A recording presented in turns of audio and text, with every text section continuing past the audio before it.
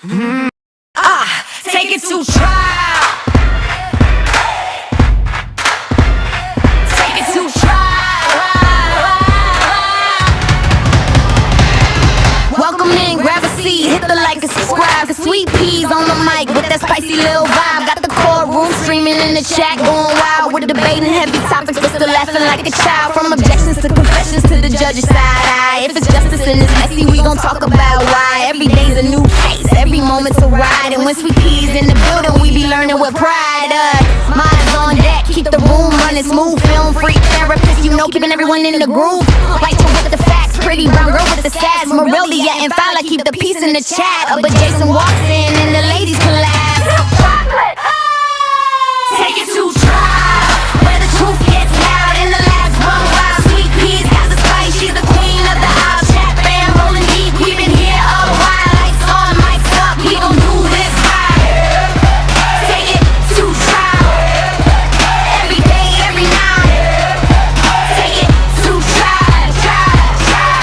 Morning shows are sharp, afternoon is on fire, and we catch every moment that the court might inspire. From witnesses whispering, the lawyers trying to hard. You know, Sweet Pea breaks it down like a legal tarot card. Chats cracking jokes, dropping theories on the fly. We're serious when it counts, but we still testify. Minds hold it down when the trolls try to play. If you write a line, court adjourned for the day. But when Jason logs in with that deep hello sound, the ladies in the chat, man, they all fall down. Take it, take it, take it, take it, take it, take it, take it, take it to trial, where the truth gets loud and the laughs run wild. Sweet peas got the spice, she's the queen of the aisle. Chat fam rolling deep, we've been here a while. Lights on, mics up, we gon' do this right.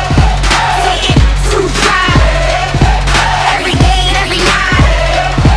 Take it to trial. When the sun goes down and the cases get deep, after dark gets spicy, no secrets to keep. Taboo topics, big laugh, slap, happy crew. Sweet Pea says behave, but we never really do. It's opinions, confessions, stories untold, but we handle it with heart like the chat made a goal.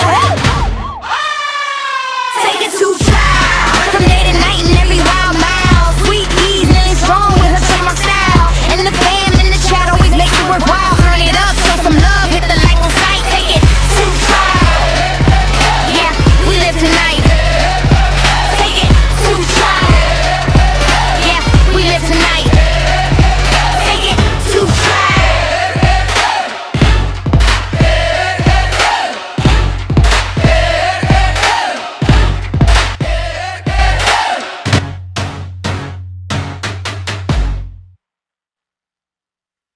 Good morning, good morning, good morning, everyone. Sorry about the delay this morning. I was back here, but like I said, I've been trying to stream to multiple different platforms, so I'm just kind of getting used to getting it started, if that makes sense. Which is kind of weird because I was sitting back here for I said, well, let me get started like maybe 10, 15 minutes early.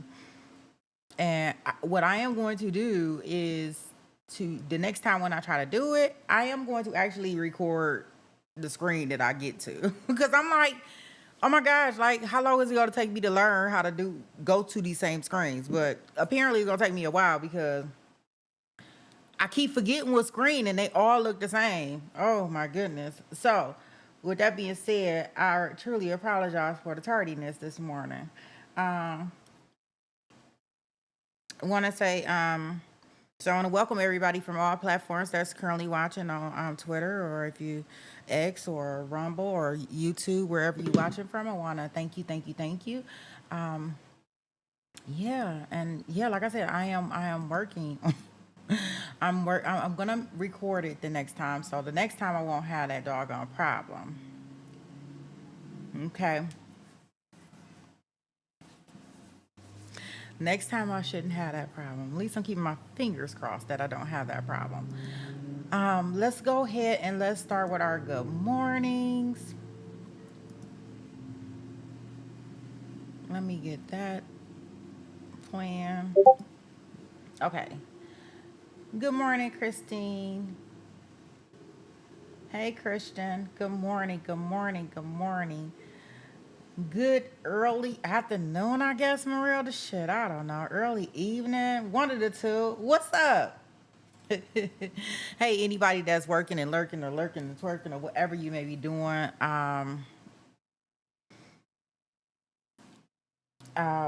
appreciate you all for being here. So my question is, hey Baka, so my question would be, okay, so y'all know we didn't finish the testimony from yesterday. I know that there was a mistrial that was requested, denied, or whatever the case may be. My question to you guys is, do y'all want to go into straight what the testimony is today? And we play this at lunch? Would that work for you guys instead of us switching? Because I was like, well, instead of us being like not live, we can still be live.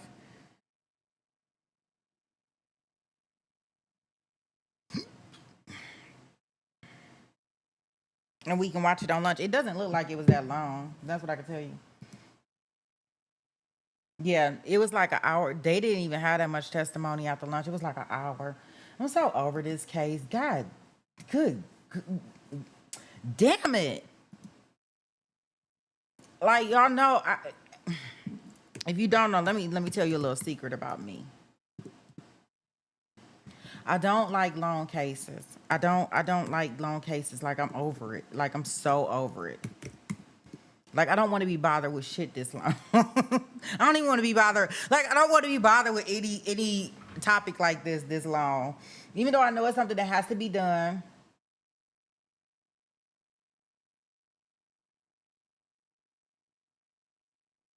Even though I know that topics like this have to be done, I mean, I still don't like doing them because they just be way too long. So court has not started yet today. So what we will do is I have the courtroom feed for today up. I am going to go ahead, get started, the remainder portion from yesterday. I will keep an eye on the courtroom, and then when they go live, we'll go live in there. Okay?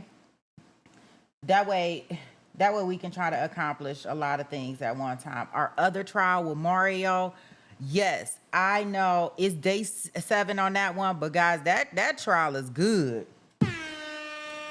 I'm liking that trial. Keefe D trial with Tupac, I will like it more when we don't have to listen to him yapping in the, that old trap mouth. That mouth is just the going and going and going, and I mean like going and going. So I think hopefully maybe we wind down. Witness testimony is always great.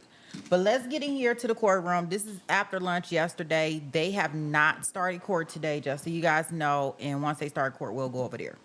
Okay? Cool.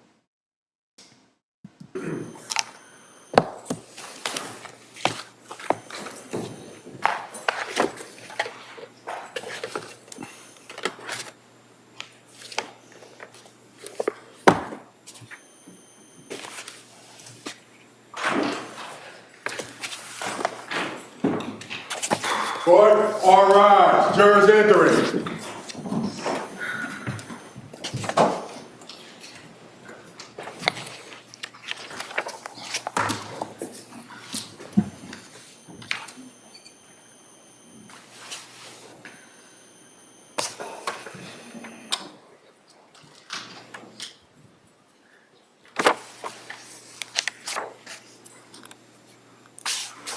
This court's now in session. Please be seated.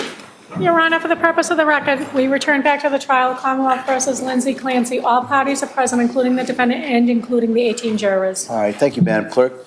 Members of the jury, we're going to return now to the direct exam of this witness. All right, counsel. Thank you, Your Honor. Doctor, before we broke, you were describing the various psychological tests that you conducted on Ms. Clancy. Can you tell us the results of those tests? Yes, I can. On the MMPI, which I spoke about first, and this was, of course, 3.5 years after the alleged offense. So it's going to describe, much of it is going to describe her thinking and feeling and behavior in April of 2026 rather than January of 2023. But it's something that's always a challenge when you try to reconstruct what happened some time ago. And so some of these tests were administered from the standpoint of what was it like for you back then. But the MMPI was delivered in terms of how you're doing right now. And she, on the response style scales that I talked about earlier, she showed a slight tendency to underreport, to deny unusual experiences, although she did that in a way that was pretty sophisticated. She's a bright woman. And so, given this, we kind of take into account a little bit the fact that she might be underreporting a little bit in terms of what's really wrong with her.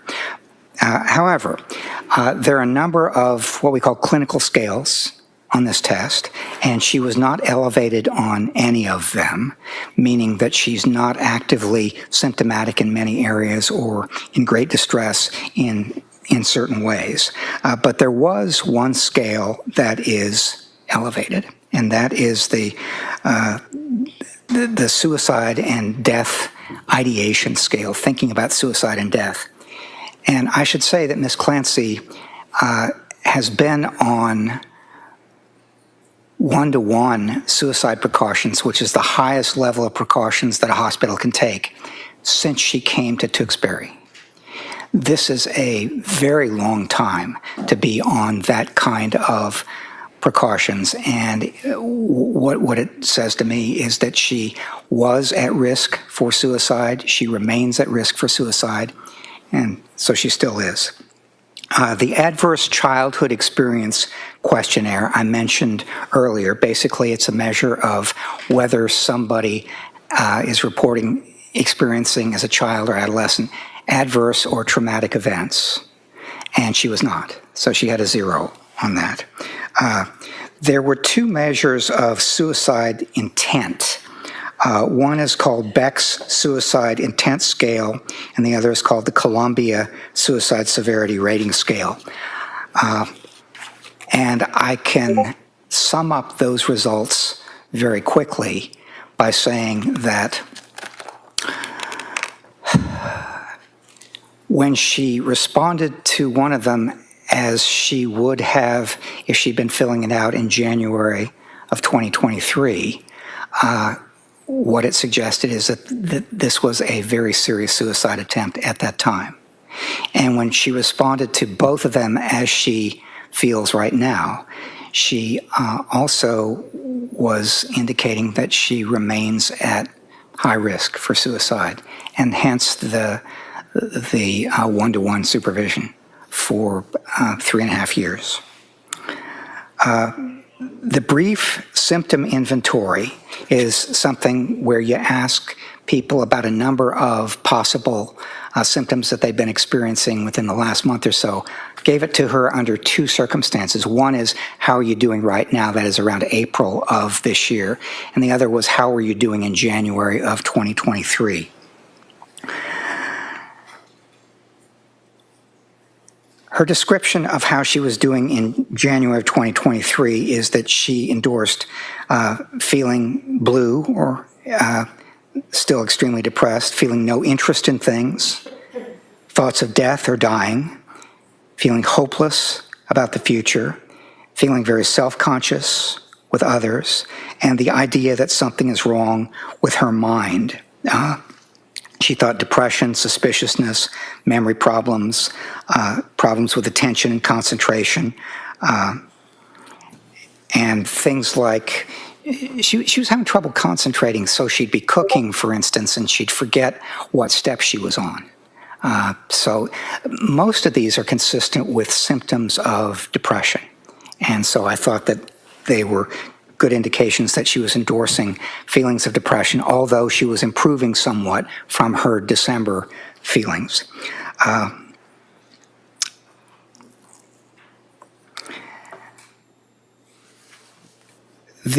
Something called the Obsessional Beliefs Questionnaire has 3 scales. One scale is kind of responsibility threat estimation, which is a belief about your personal responsibility and overestimation of threats. She was not elevated on that. A second was perfectionism and certainty. She was not elevated on that either, although she works hard and so on. But she was not elevated on the perfectionist aspect of this test right now. However, she was elevated on something called importance and control of thoughts, meaning that for her, it's always been important to be able to work hard and control what's going on with her mind and her life. And one of the things that I'm going to talk about in a few minutes that I think was making her depressed and hopeless and sad and so on is that she had been trying very hard since October to basically control the problems that she was having, and it wasn't working. It was not succeeding for her. Okay, and then there was something called the Mahoney-Slade hallucination scale. And so she endorsed the following things. Sometimes a passing thought will seem so real it frightens me. Sometimes I get distracted trying to concentrate on my work. That was something she endorsed back in 22 and 23. In the past, I've had the experience of hearing a person's voice and then found there was no one there. That was only on January 24th. I often hear a voice speaking my thoughts aloud, again, only on January 24th. I've been troubled by hearing voices in my head, again, only on January 24th. All right, so those were the psychological testing results, and I'm going to move to the last item on the PowerPoint here, which is why it was important for me to consider her motivation for killing her children. And this is something that, if you look at Lindsay Clancy, would be described as so out of character that I just like to know what could possibly have been going on. Because, for instance, when I talked to her and talked to her husband as well about how do you discipline your kids, it was never spanking, it was never hands-on, it was never anything like that. They both felt bad when they yelled at the kids. So it was one of those things that to imagine her doing something like this is really seems so out of character that I thought it was very important to try to figure out why it might have happened. So this is how I approached it. The other thing about the why question is it could well be something that is valuable to know when we're thinking about whether she understood that something was wrong, or when she was thinking about whether she could conform her conduct to the requirements of the law or control herself. The why question seemed important. So if I could have the next slide. Sure. And in evaluating the why, did you come up with two possible explanations? I did, yes, which is on this slide. And so can you explain that, please? I can, yes. There are a number of reasons in my experience why people harm one another, why people kill one another. All right, well, good morning, everyone. Good morning, counsel. Good morning, Ms. Clancy. All right, well, I guess as we always seem to start every morning, if I could see everybody over at the sidebar, please.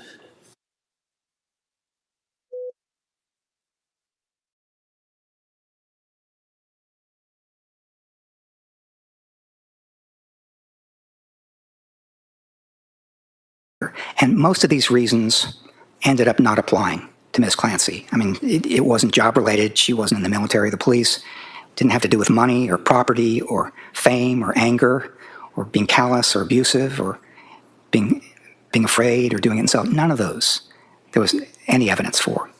But there were a couple of things that started to have some evidence for, and this is what it looked like. One is the psychosis, the possibility that she had a severe mental illness, experiencing hallucinations, delusions, that sort of thing. And as part of that, on January 24th, experienced those symptoms that we're going to talk about in a minute. And I'm calling that the first bullet point there, acute psychosis with command hallucinations. The second possible explanation was as part of an attempt to take one's own life, as part of a suicide. One might harm one's children if you thought that would prevent them from suffering. And let me see if I can give you an example of that. If one of us were to learn, and we had no doubt in our mind that the Holocaust was coming tomorrow. And we thought that was going to be awful, and I can't live through that, and so I'm going to take my own life. If I had children, the question might come up, do I take them with me? Do I take their lives as well? Now, I'm not saying that I would definitely do that, but what I'm saying is that it would come up as a possibility in what I thought about. And so there ended up being, in my mind, two possible explanations for why she did what she did. The first being the acute psychosis with command hallucinations, and the second being this was a serious suicide attempt, and she wanted the children to be with her so she wouldn't be separated from them, and so they wouldn't have to suffer after she was gone. Now, in a minute, I'm going to talk about the evidence that I saw supporting each of those, but I will tell you right now, in advance of talking about that most of the evidence that I saw supported the second one and not the first. And so, doctor, if you... Okay, so I just wanted him to kind of finish his thought process right there. Court has started, as you heard in the background, so I am going to take us over into live court. Welcome in, everybody. And we will get started with our live court feed. So let me get us over there, and we'll come back to this on lunch so we can continue finishing it up.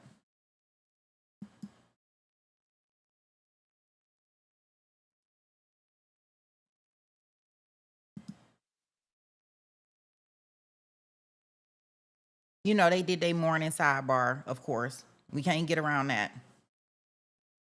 I'll put us past the sidebar, hopefully, maybe. Look at that. Look at that. They still at sidebar. No, they just got back. Court, all rise. Jury's entering. Jury is entering, guys. Let's get started.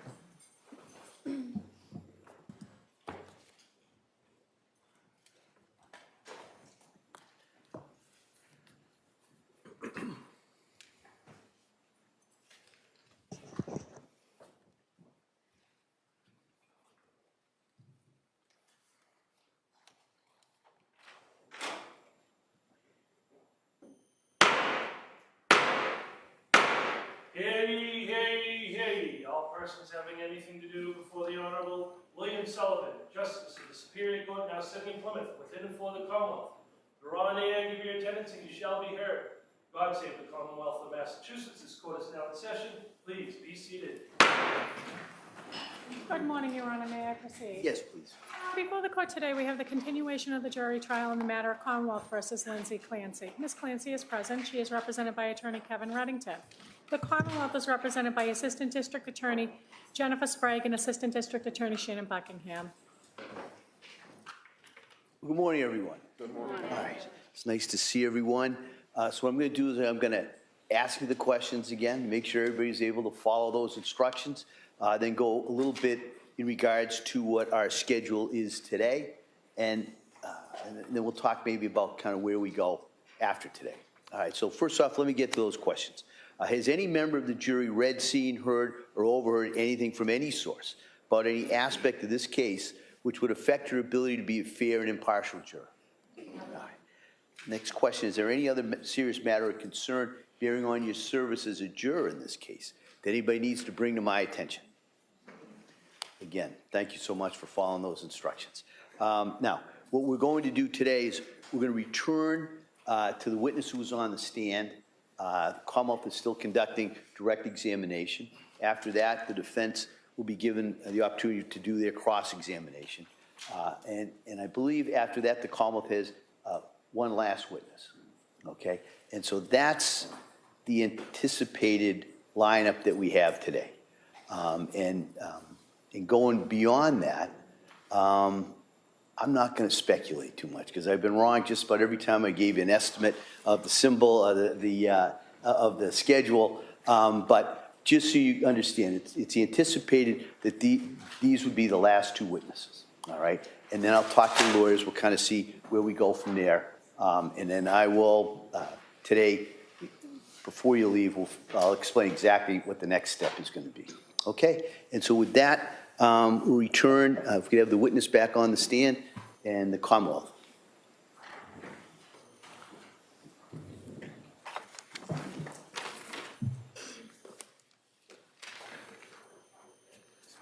Oh my gosh, I cannot believe we are still with this guy. I know the jury is sick of this and sick of the Commonwealth with all the extra witnesses. Like, I would be blaming them.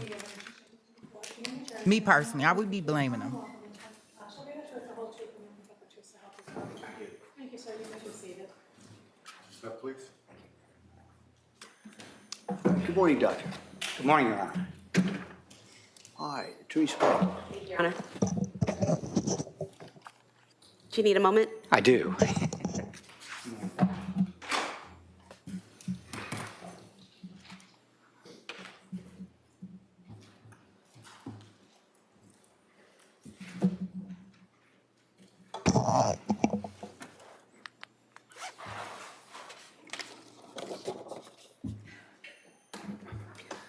So, Doctor, could you tell us what is peritraumatic, sorry, let me start over. Can you tell us what peritraumatic disassociation is and whether it factored into your evaluation in this case? Yes, that's the kind of thing that you experience when you're going through a very frightening or traumatic set of situation or circumstances or whatever. And it's the sort of thing that you can experience in the sense that you kind of feel that things are unreal or that it's not you. It's like you're watching yourself go through actions and so on. And it's the sort of thing that if you talk about it, it sounds like it could be psychotic, but it's actually a recognized, more likely to be a recognized aspect of going through a traumatic situation or set of circumstances that many people going through something like that would experience. And when you say going through something like that, are you talking about when the defendant was strangling her children? That would be one example because that was very traumatic for her. And did the defendant show signs of peritraumatic disassociation in the records or in your conversation with her? She did. She talked about feeling like it wasn't her, like she was watching herself, like she was going through what she called no thinking, no decision making, only responding to the voice and taking action. And when she said that there was no decision making involved, did you see anything about in the records or in her detailing of what happened that was inconsistent with that claim, that there was no decision making? Yeah, this is difficult but important to say. That there are just many ongoing decisions that have to be made to accomplish a killing like this in 18 to 20 minutes. For example, why the basement? Who among the children goes first? What do you say to the kids to keep them from panicking? There are other examples, but Yeah, hold on. And so what types of decisions, without getting to what she might have said or thought, what are some types of decisions that had to be made to effectuate the strangulation of the children? well, I tried to give some examples a minute ago, and I don't want to go too. All right, hold on. Just answer the question, all right? Don't comment on the rulings of the court. Just answer the question, please, okay? If I could rephrase. Yeah. Doctor, the choice of where to strangle the children, does that have to be a choice of where that happens? Yes, The decision of how to strangle them, is that a decision that needs to be made? yes, What to use to strangle the children, is that a decision that has to be made? I'm sorry, I have to object. No, overruled, I'll allow that. What to use to strangle the children, is that a decision that has to be made? yes, it is. The order in which to strangle the children, is that a decision that has to be made? That's another example of the decision, yes. Decisions. And the way in which to kill herself, were those decisions that had to be made? Yes, they were. Now, you said that this peritraumatic disassociation seems like it would be a sign of psychosis, but isn't. Why isn't it?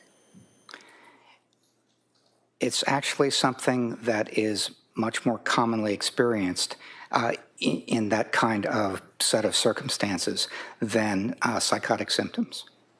And yesterday, when you went through the two options that you considered, that this was psychosis with command hallucinations or suicide with altruistic filicide, is your testimony that it's either or it's one or the other? It's my testimony that those were the two possibilities that seemed to have some evidence, but at the end of talking to her, testing, reviewing all the information, doing the collateral interviews, everything I did as a part of this evaluation, the evidence much more strongly, in my opinion, supported the second explanation, which was the serious suicide attempt accompanied by killing the children out of love. Now, you interviewed the defendant on 2 days, the first day and the third day, correct? Yes, that's correct. And were there any differences in her demeanor or her way of answering questions between the first day and the third day? Yes, I interviewed her and worked with her on testing for 3 days. And during the first and the second day, she was quite attuned to the question. Her recollection was good, even considering that we were more than 3 years away from some of the events in question. She had, I thought, a very good memory for dates and medications and dosages and times and other relevant details. And she continued to be attentive and responsive, good attention concentration, that sort of thing on the second day. On the third day, when we were talking about mental state at the time of the offense and the circumstances of what was going on with the alleged offense, she appeared to me much more cautious and guarded. And can you give us some examples of that? She more frequently said, "I don't remember, I don't recall," that sort of thing during the third day than the second or the first. For one example, I asked her about wearing a smartwatch, which she had, carried a phone, carried a smartwatch as well. And one of the things I asked her is what wrist she wore it on. This was on the third day, and she said, "I don't remember." And did you also ask her about her statement at Brigham and Women's when she woke up and said she was horrified?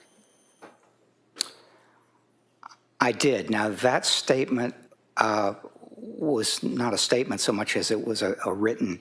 She woke up in having regained consciousness that evening. She was intubated, so she couldn't speak. But they asked her questions, and she wrote down the answer, and they asked her, "How are you feeling, or what's your mood?" And what she said was, what she wrote was horrified. And when you asked her about that on that third day of interviewing, what was her response? She said, I don't remember writing that, and I don't remember why I would have been horrified." And did you also ask her about the statement she made at Brigham and Women's, either verbally or on the writing it down, about how she said that one of the reasons she killed the children was because she thought they would suffer?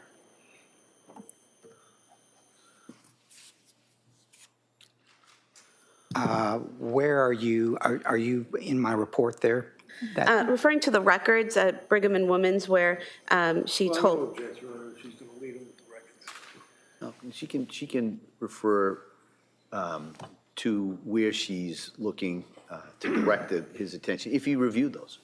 You reviewed the Brigham and Women's records, correct? I did, yes. And the portion where it says that she told a treatment provider that she had to kill the kids to kill herself because the kids would suffer. Do you recall that statement? Yes, I do recall that statement. And when you asked her about it on the third day of interviewing her, did she recall that statement?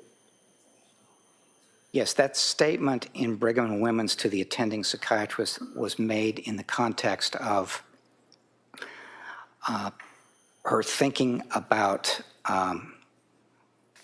what happened. Well, let me see if I can find it here. Yeah, she was asked about what the voice had said on that afternoon, and her response was, it had said, you have to kill yourself so you can kill the kids. It also said, the kids will suffer without you. And when I asked her about that, whether the voice had said that, she said, no, the voice only said, this is your last chance. You have to kill the kids so you can kill yourself. So I'm going to move to strike this, not respond. No, overruled. Hold on. So the two differences where at Brigham, she's saying, the voice said, you have to kill yourself so you can kill the children, and that the children would suffer without her, versus after that when she says the voice only said, you have to kill the kids so you can kill yourself. Is the fact that she's giving two different statements significant in your evaluation? As I talked about in my testimony yesterday, when there is inconsistency, that's something that alerts me to the possibility of inaccuracy. And two statements that are mutually exclusive or inconsistent suggest to me that there is a problem. One of them, at least, is not accurate. And doctor, did you find any significance in your evaluation to the fact that she was able to complete a phone call with her husband during this time frame of killing the children and herself? Yes, that was very unusual in my experience, to have a crucial time interrupted by something like a phone call, because one of the considerations there is that you then not only can document the time that it happened, and that helps be more precise about the time, but you also have whoever is on the other end of the phone. And this was her husband. When he called her at 5:33, she didn't pick up, but she called back immediately at 5:34. And when I talked to him during the collateral interview, one of the things he said is that she sounded, on the short call, distracted, and like she was in the middle of something, but it wasn't anything that struck him as that unusual. He said when she's home with 3 kids, she's always in the middle of something. So that was one of the reasons that it was important. And then another reason, as I mentioned a minute ago, is it helps to establish a time frame. We know when her husband left the house, which was 5:15. We know when he came home, which was around 6 o'clock. And this is not quite in the middle of it, but close to that. And so it was unusual and valuable and important in trying to establish those kinds of things. And when reviewing the records and talking to the defendant, did you notice any statements or behaviors that seemed to focus in on herself? Such as, for example, being future-oriented. Well, one of the things I noticed from the records at Brigham and Women's is that several days after she came in, there were comments from staff and in the notes about how she was a little bit more future-oriented and thinking about what it would be like in the future, her life, and that sort of thing. So that's one of the considerations that was in response to kind of thinking about herself and being oriented toward herself. And is there any significance to that state of mind or those thoughts in your evaluation of her? Well, I don't think that she was in any way over this or thinking only about herself. It's something that I noticed when I evaluated her in April is that she is still grieving. She's still in mourning for those kids. And she used language like, I have lost everything and I don't want to be here. So I would not think of Lindsay Clancy as someone who is really self-centered or oriented only to herself. She is grieving her children. And you mentioned yesterday the emphasis she had on control of thought and control of her life. How did that come into play in your evaluation in terms of what was done here?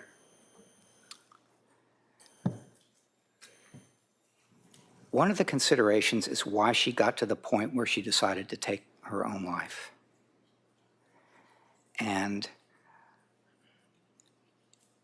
she's an individual who, for most of her life, has been disciplined and liked to control things, liked to work hard, liked to accomplish things. And one of the things that was striking about what happened with her between October and January is that she seemed to be doing her best, talking to the doctors, talking to the therapists, working on trying to get things accomplished in terms of lessening the anxiety and getting the right medications. And it wasn't working, and she couldn't help make it work. She could not control that through hard work and discipline and so on. And that had to be very frustrating, and I think got her to the point where it was very difficult for her to actually think about not being hopeless and going on with her life and so on. Now, doctor, did you form an opinion to a reasonable degree of psychological certainty as to whether or not the defendant was suffering from a mental disease or defect at the time she killed her children? I did, yes. And what is that opinion? That opinion is yes, she was. She was experiencing bipolar II disorder, depressive symptoms, and there were other things that were exacerbating that, making it worse. One is the sleep problems and probably the continued adverse reactions to medication and so on. But yes, in my opinion, she did have a mental disease or defect on January 24th. And doctor, to a reasonable degree of psychological certainty, did you form an opinion as to whether or not the defendant appreciated the criminality or wrongfulness of her conduct when she killed her children? I did, yes. And I'm at the end of my report, I was very careful about how I phrased this, and so Sustain. If you could just answer the question regarding your opinion. So yes, you formed an opinion? I did, yes. And what is that opinion? That opinion is that she retained an awareness of the illegality of killing others, including killing her children. Her moral awareness of the wrongfulness of this killing was influenced by her strong desire to die and, if she were dead, not to leave her children behind. Some of this perception was realistic. For example, my children will suffer without me because they would have suffered, I think. And some of it was distorted. For example, nobody else can care for my children. But her awareness of the illegality and moral wrongfulness of such killing is best appraised by understanding these acts as a serious suicide attempt combined with altruistic filicide, killing her children out of love, rather than as a response to command hallucinations. And did you form an opinion to a reasonable degree of psychological certainty as to whether Ms. Clancy was able to conform her conduct to the requirements of the law when she killed her children? Yes. And what is that opinion? That her capacity to conform her conduct to the requirements of the law is, again, best understood by considering the seriousness of her suicide attempt and her strong desire not to leave her children.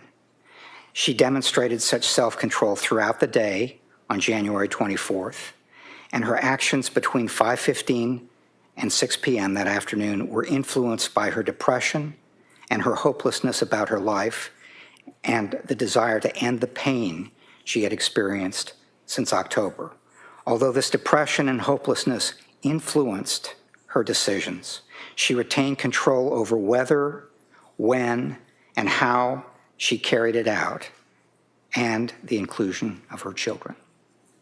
And doctor, did you form an opinion to a reasonable degree of psychological certainty as to whether or not the defendant was criminally responsible when she killed her children?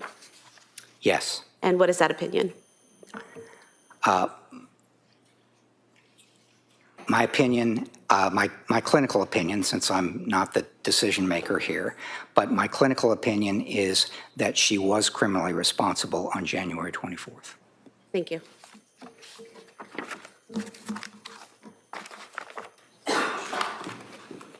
Your Honor, I'd move to submit the PowerPoint for identification. I'm sorry? I'd move to submit the PowerPoint Oh, for identification. for identification, okay, thank you. That may be done.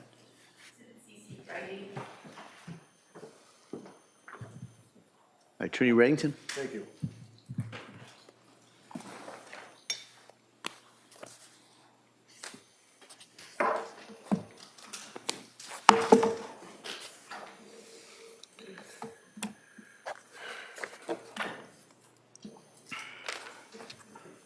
Sorry.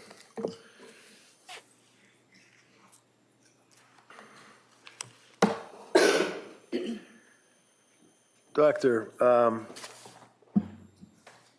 I'd just like to ask you about one of the things you just said to this jury that apparently stood out in your mind, and that would be the dichotomy of the difference between two statements that Lindsay made, one being, I believe, in the hospital, and you felt that there was a subsequent statement that was made by her that contradicted that, or was different from that, and that would be after 3 days of you and Mac testing her. Is that right?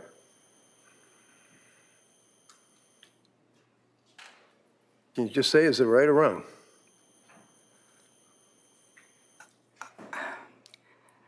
Mr. Reddington, it's not quite right. Okay, why don't we do it this way? Yeah. You just told this jury that Lindsay made a statement to you at the conclusion of the 3 days that you and Mac were questioning her and testing her and interviewing her. Is that fair? Yes or no? What I would say is, Yes or no? no. Did you tell this jury, in addition, that Lindsay made a different statement when she was in the hospital? Yes or no? What I said to the jury I'm is, asking you, sir, did you make that statement to this jury? what I intended to No, say, not what you intended. Can you answer my question? Yes or no? no. Now, is Dr. Helbron aware of the concept of post-intensive care syndrome?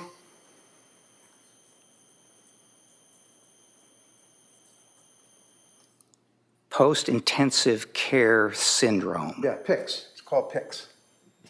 No, I have not heard of post-intensive care syndrome. Dr. Helbron aware of when a person is coming out of major surgery and has been subject to anesthesia, that it is known that they have delusions, hallucinations, make statements that don't make sense. Are you aware of that, sir? Yes, I'm aware of that. And is that from your personal experience, professional experience? Because you didn't know what PICS was when they asked you, right? Yes, it's not from my personal experience or my professional experience. You received a notification to evaluate Lindsay Clancy on this criminal case from the district attorney's office, right? Yes. And do you recall when you received that notification? It would have been sometime before January of 2025, because that's when I started reviewing the documents that they provided. Okay, so January of 25, January of 26, and then in the spring of 26, you go to the Duxbury Hospital with Mac and you interview Lindsay, right? Correct. So how many months is it from the time that you were appointed or requested or asked to help the DA's office to the time you saw Lindsay? How much time passed? Probably about 18 months. About a year and a half. And how much time passed from that point going backwards to January of 23? I'm not sure what the question is. Okay, January of 23, you add a year, that's January of 24, right? Yeah, It's 1 year. yeah, January 24, you add a year up to January 25, that's 2 years, right? yes. January 25 up to when you and Mac finally go out to Duxbury to interview this young lady is how many months? Well, it would be about 3 years. Okay. And are you telling this jury that it's good, using the term loosely, medical practice to interview a young lady like this 3 years after the event for purposes of helping the DA, in your opinion? Do you mean in the context of a forensic mental health assessment, sir? That's the only reason you're here, right? Yes, it is. Okay. So can you answer my question? The answer to your question is the sooner that I'm able to evaluate somebody after their involvement in the alleged offense, the more closely I can come to using that current state information as something that is relevant to their mental state at the time of the offense. Okay. So in other words, yes, it is better to see them sooner rather than later, to coin a phrase, right? Yes, it is. Okay. And have in mind January of 25 that you were retained, and again, you know, normally this isn't an issue, who cares, but how much money did you make on this case, since they want to ask my doctor? How much money did you make on this case? That depends when I'm finished, but I mentioned earlier that I had spent 180 hours before coming to How Plymouth. much money did you make on the case, Doctor? Simple. Well, it's not that simple, but I'm being paid at $300 an hour. Okay, so how much money did you make on the case? Well, $300 an hour times 180. What's your last billing? I've been billing monthly, sir. Okay, you must know what the total billing is up to this point, don't you? I actually have not added it up. How about you just give us your best estimate, Doctor? Well, let's see. Probably up to this point, it's been about $54,000. $54,000. And it will be more, right, when we get finished with you today, right? It'll be more. Yes. Okay. So you received from me by certified mail video interview of Lindsay by my guy, Dr. Resnick, right? Correct. You received the notes from Dr. Margaret Spinelli, right? Yes. You received the notes from my Dr. Paul Zeisel, right? Yes. You received the report that was prepared and submitted by Dr. Philip Resnick, right? Yes. You received the report prepared and submitted by Dr. Margaret Spinelli, right? Yes. And you received the report prepared by Dr. Zeisel, right? Yes. And then I said, if you have any questions, give me a call, drop me a line, whatever, but we never talked until today, right? That's correct. All right. Now, you have a curriculum vitae that talks about that you are a clinical psychologist, correct, as you've told us yesterday, right? Yes. Have you ever treated a woman in postpartum psychosis? When I was a staff psychologist at the forensic service at Florida State Hospital, When was that, please? that was back in 1982. 82? Yes. I had a therapy group which was comprised of women who had killed their children. They were severely mentally ill, and at that time, it was important to recognize the severity of their mental illness, and so I worked with them in a group at that time. Okay. And this is 44 years ago? Yes. All right. And where was it? It was at the Florida State Hospital in Chattahoochee, forensic unit, forensic service. How many of these people did you have a chance to interview in group or whatever you did? There were 4 or 5 in the group. 4 or 5, okay. Well, you are also a forensic psychology expert working for Park, Dietz and Associates, right? I have an affiliation with Park Dietz and Associates, yes. Mess, but that's basically, that's the letterhead that you have on all your stuff, right? Park, Dietz and Associates, Inc. Is that right? Yes. Okay. You know Mac, do you? Do I know Yeah. Dr. Mack? Yeah, Dr. Mack, yeah, the guy that was here testifying for the last 2 days, Friday and Monday. You know him? Yes, I do know him, All right. yes. And he works with Park Dietz as well, right? I think he has the same kind of affiliation I do, which is we both have jobs and do things elsewhere, but we occasionally do cases in affiliation with Park Dietz and Associates. Right. And continuing on, and if you have it, you can certainly take a look at it. Make sure I don't misrepresent anything on your V-Day, as you refer to it. You also were involved with Giant Food Corporation. You do fitness for duty assessments. What is that? What are fitness for duty assessments? Yeah, Giant Food Corp. What's Giant Food Corporation? Oh, that's something that I did many years ago. Basically, a company or an organization might refer someone who is having difficulty at work, having symptoms, making Okay. threats, that sort of thing, and they ask for an evaluation from a psychiatrist or a psychologist. Okay. And I did that for a while for Giant Food Corporations. And you also did it for U.S. Airways, apparently, evaluations and consultation, right? Yes. You also did it for the Texas Education Commission. You put in your resume the forensic clinical site visitor, Sam Houston State Hospital or University, right? Yes. You were a grant reviewer for the Office of Victims of Crime for the United States Department of Justice. That's the feds. That's the U.S. Attorney's Office, right? Yes. Okay. You also worked, and you did violence risk assessment consultant as a consultant to the New Jersey Department of Mental Health Services, right? Yes. You also consulted as a research consultant with the community education centers in New Jersey, right? Yes. Research Advisory Board, the Center for the Analysis of, actually the FBI. You work for the FBI? I consulted with the FBI, yes. And in consulting with the FBI, you also consult with the Bureau of Prisons, right? BOP? Yes. When you're consulting for, well, okay, look, site visit of juvenile justice and psychology, you were involved with that, right? Yes. Consultant forensic psychology service for the Walter Reed Medical Center, correct? Yes.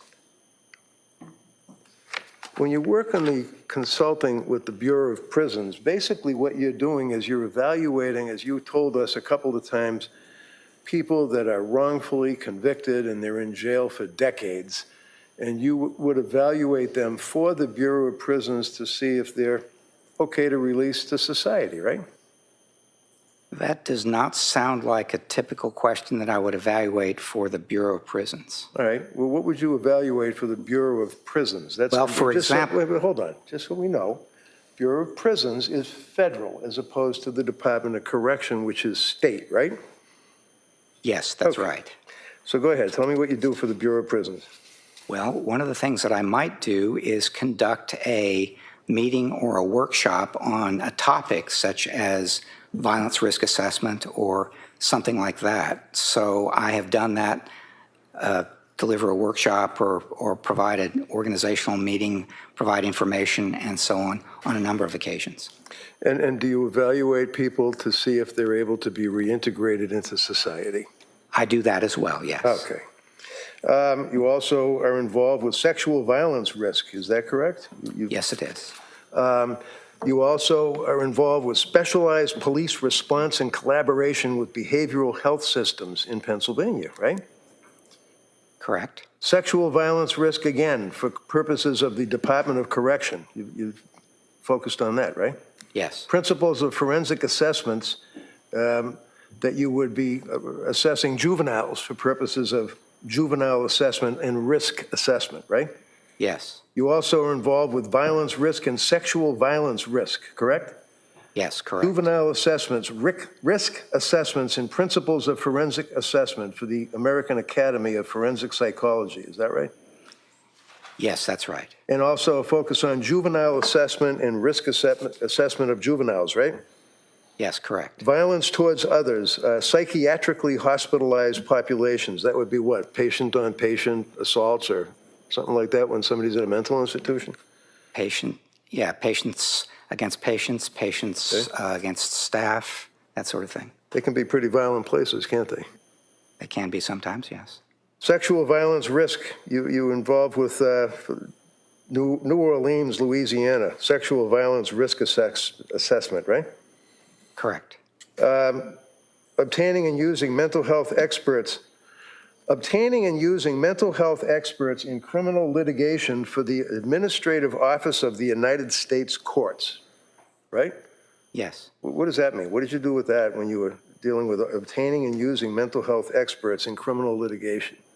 Well, I have had the occasion to provide workshops to prosecutors, to defense attorneys, to judges, and so on. And depending on some of the questions that arise, such as what's the most effective way to obtain and present a forensic psychologist or forensic psychiatrist expert, I might do a half-day or a full-day workshop on that.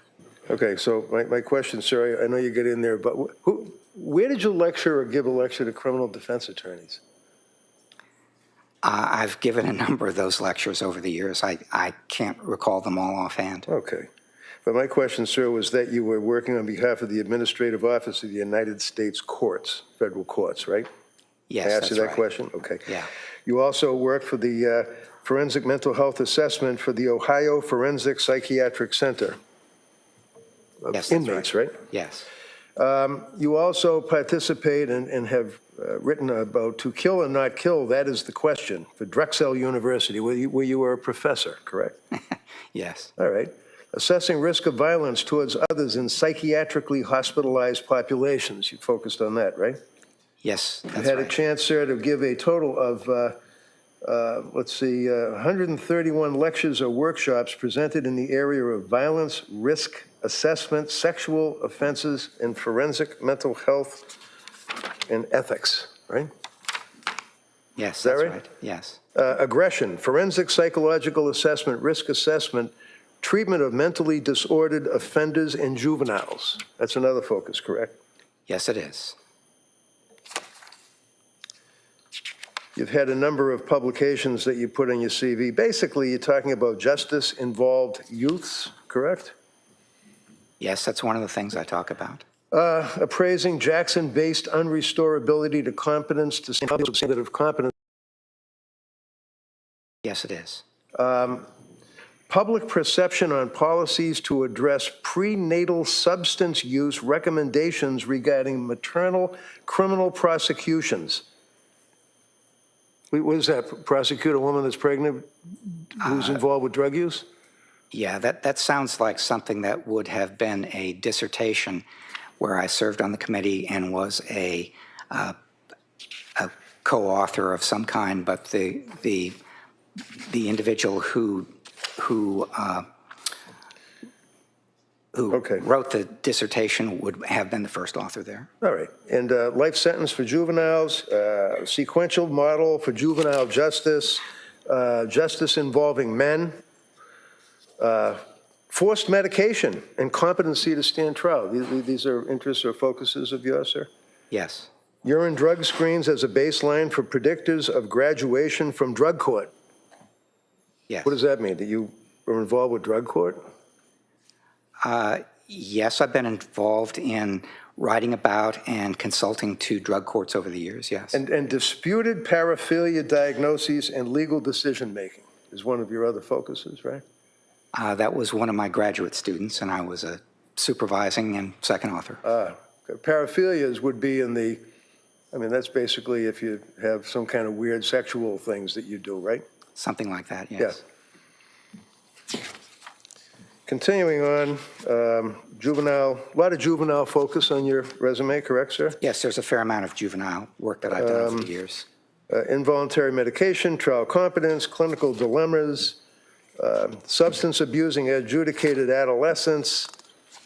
And your resume basically is a number of pages, correct? Would you agree with me? It's almost 70 pages, right? Yes, I would agree with you. Okay. Flipping through and jumping ahead, sir, you wrote book chapters, correct? Yes, that's correct. You dealt with forensic mental health assessments, principles, and standards of care, right?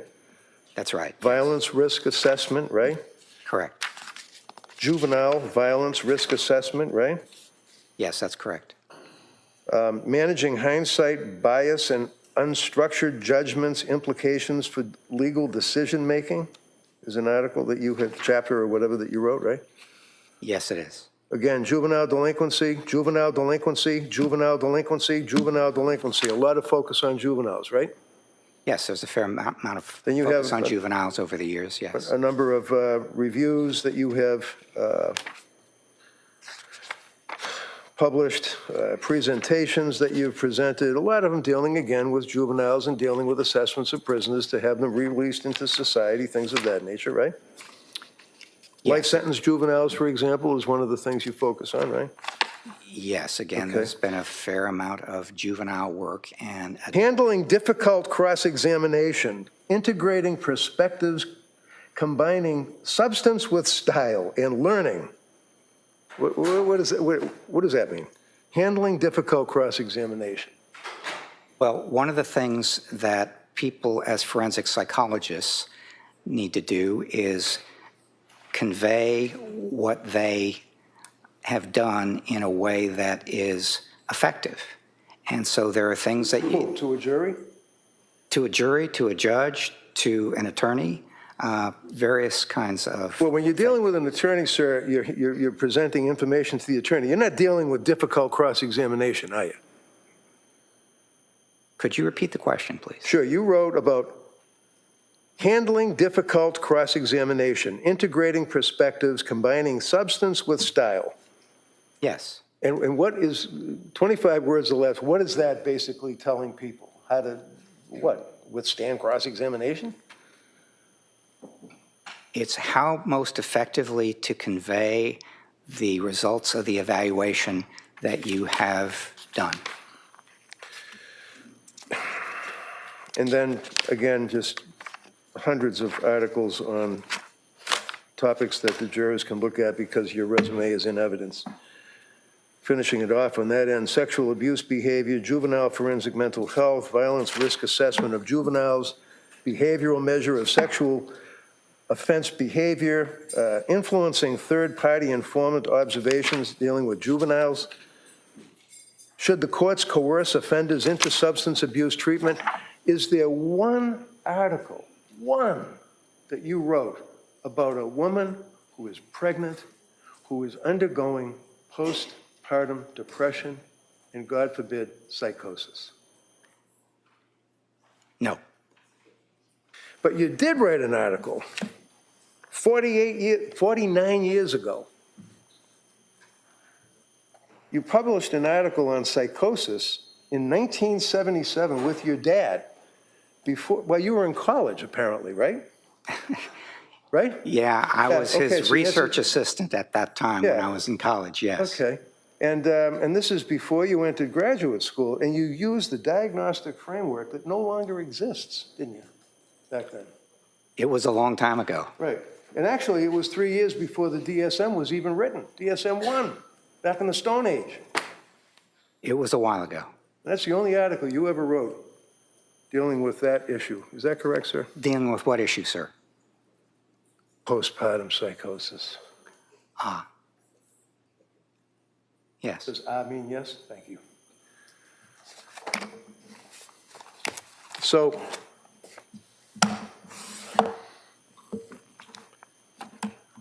you make arrangements with the district attorney's office to get all this discovery that I sent you, that the DA sent you, police reports that you went through with the jury, and you read it, right? Yes, that's right. And you must have talked to the DAs before you saw Lindsay, right? Yes. Okay, how many times? I don't remember how many times. Well, you billed them for it, I'll bet, right? Any time I spend on a case like this, I record and it gets billed. Of course. So you do have records, but who cares at this point? I mean, you're here testifying based on your opinion at the request of the prosecutors, right? I'm here based on, yes, at this point, I've completed the evaluation and don't remember things like how many times I talked to the DAs as part of it. But basically, in your conversations with these two prosecutors, sir, did you talk to the state police at all, detectives? I reviewed a massive amount of reports, some by the state police, some by other individuals. So I reviewed records for many, many hours. And when you got involved with this case 3 years later, or 2.5 years later, you'd agree with me that it was quite publicized, right? Yes, I would agree with that. You've heard of confirmation bias, I'm sure, right? I have indeed. Yes. And however many times you talk to the DAs and review the information, would you agree with me, sir, that before you met with Lindsay in Duxbury, you pretty much had an idea that this woman was a beast, killed her 3 kids, didn't you? I would not agree with you at all.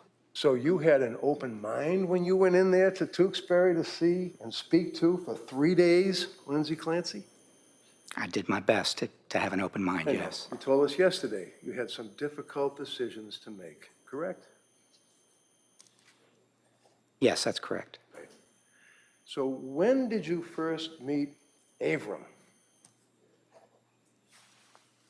When did I first meet him? Yeah. That probably would have been late 2025, early 2026. Okay. Around the same time that you first got involved with the case? No, it would have been considerably after I first got involved with the Where did case. you meet him? Where did I meet him? That's what I said. Where did you meet him? Virtually. Oh, virtually? Yes. Okay. So it's like a Zoom thing or Yeah. FaceTime or something? Exactly. Did you ever meet him in person before you went to Duxbury? No, I didn't. So did you guys have a plan to meet up somewhere before you went to evaluate Lindsay? In the lobby of the hospital. Did you stay somewhere the night before? I did, yes. Yeah, where'd you stay? I don't remember. You know, were you with Mac that night? No, No? Did you stay in a private house? no. You stay in a hotel? Yes, I did. Wasn't a van down by the river, for sure, right? I don't remember the name of the hotel, but it was a hotel in All Duxbury. right, so you're in a hotel, you meet with Avram Mack in the parking lot, and then you go into Tewksbury Hospital to meet with this young lady, right? Correct. And the two of you, day number 1, you spend how many hours, the two of you, questioning her? 4.5. And day number 2, you don't bring Mac with you, you're by yourself, and you administer the psychological testing, correct? Correct. And how long was that, sir? 3 hours. And day number 3, how long did you speak to Lindsay in the hospital? 3 hours. So what was your total period of time over a 3-day period that this young woman was dealing with you and Avram Mack? 10.5 hours. So for 10.5 hours, this young lady is in a room, in a wheelchair, being questioned by you and Avram Mack while she's on medication, right? Yes, that's correct. And she was still answering your questions, trying to be cooperative and being affable and friendly, you put in your report, right? Yes, that's right. Did at any time she express to you that she was tired and wanted to take a break?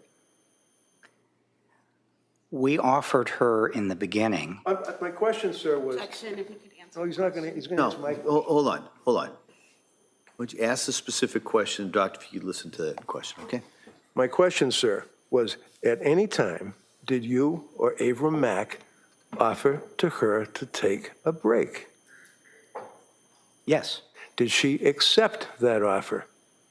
Once she did, and once she did not. And basically indicated that she wanted to get through this interview and get it over with, right? Yes. You weren't her buddy going there to talk to her those 3 days, were you? No. She knew that you were there on behalf of the district attorney's office to testify against her in a trial and say to a jury that she knew and was able to conform to the law when she killed her 3 kids. Isn't that right? No, that's not right. So,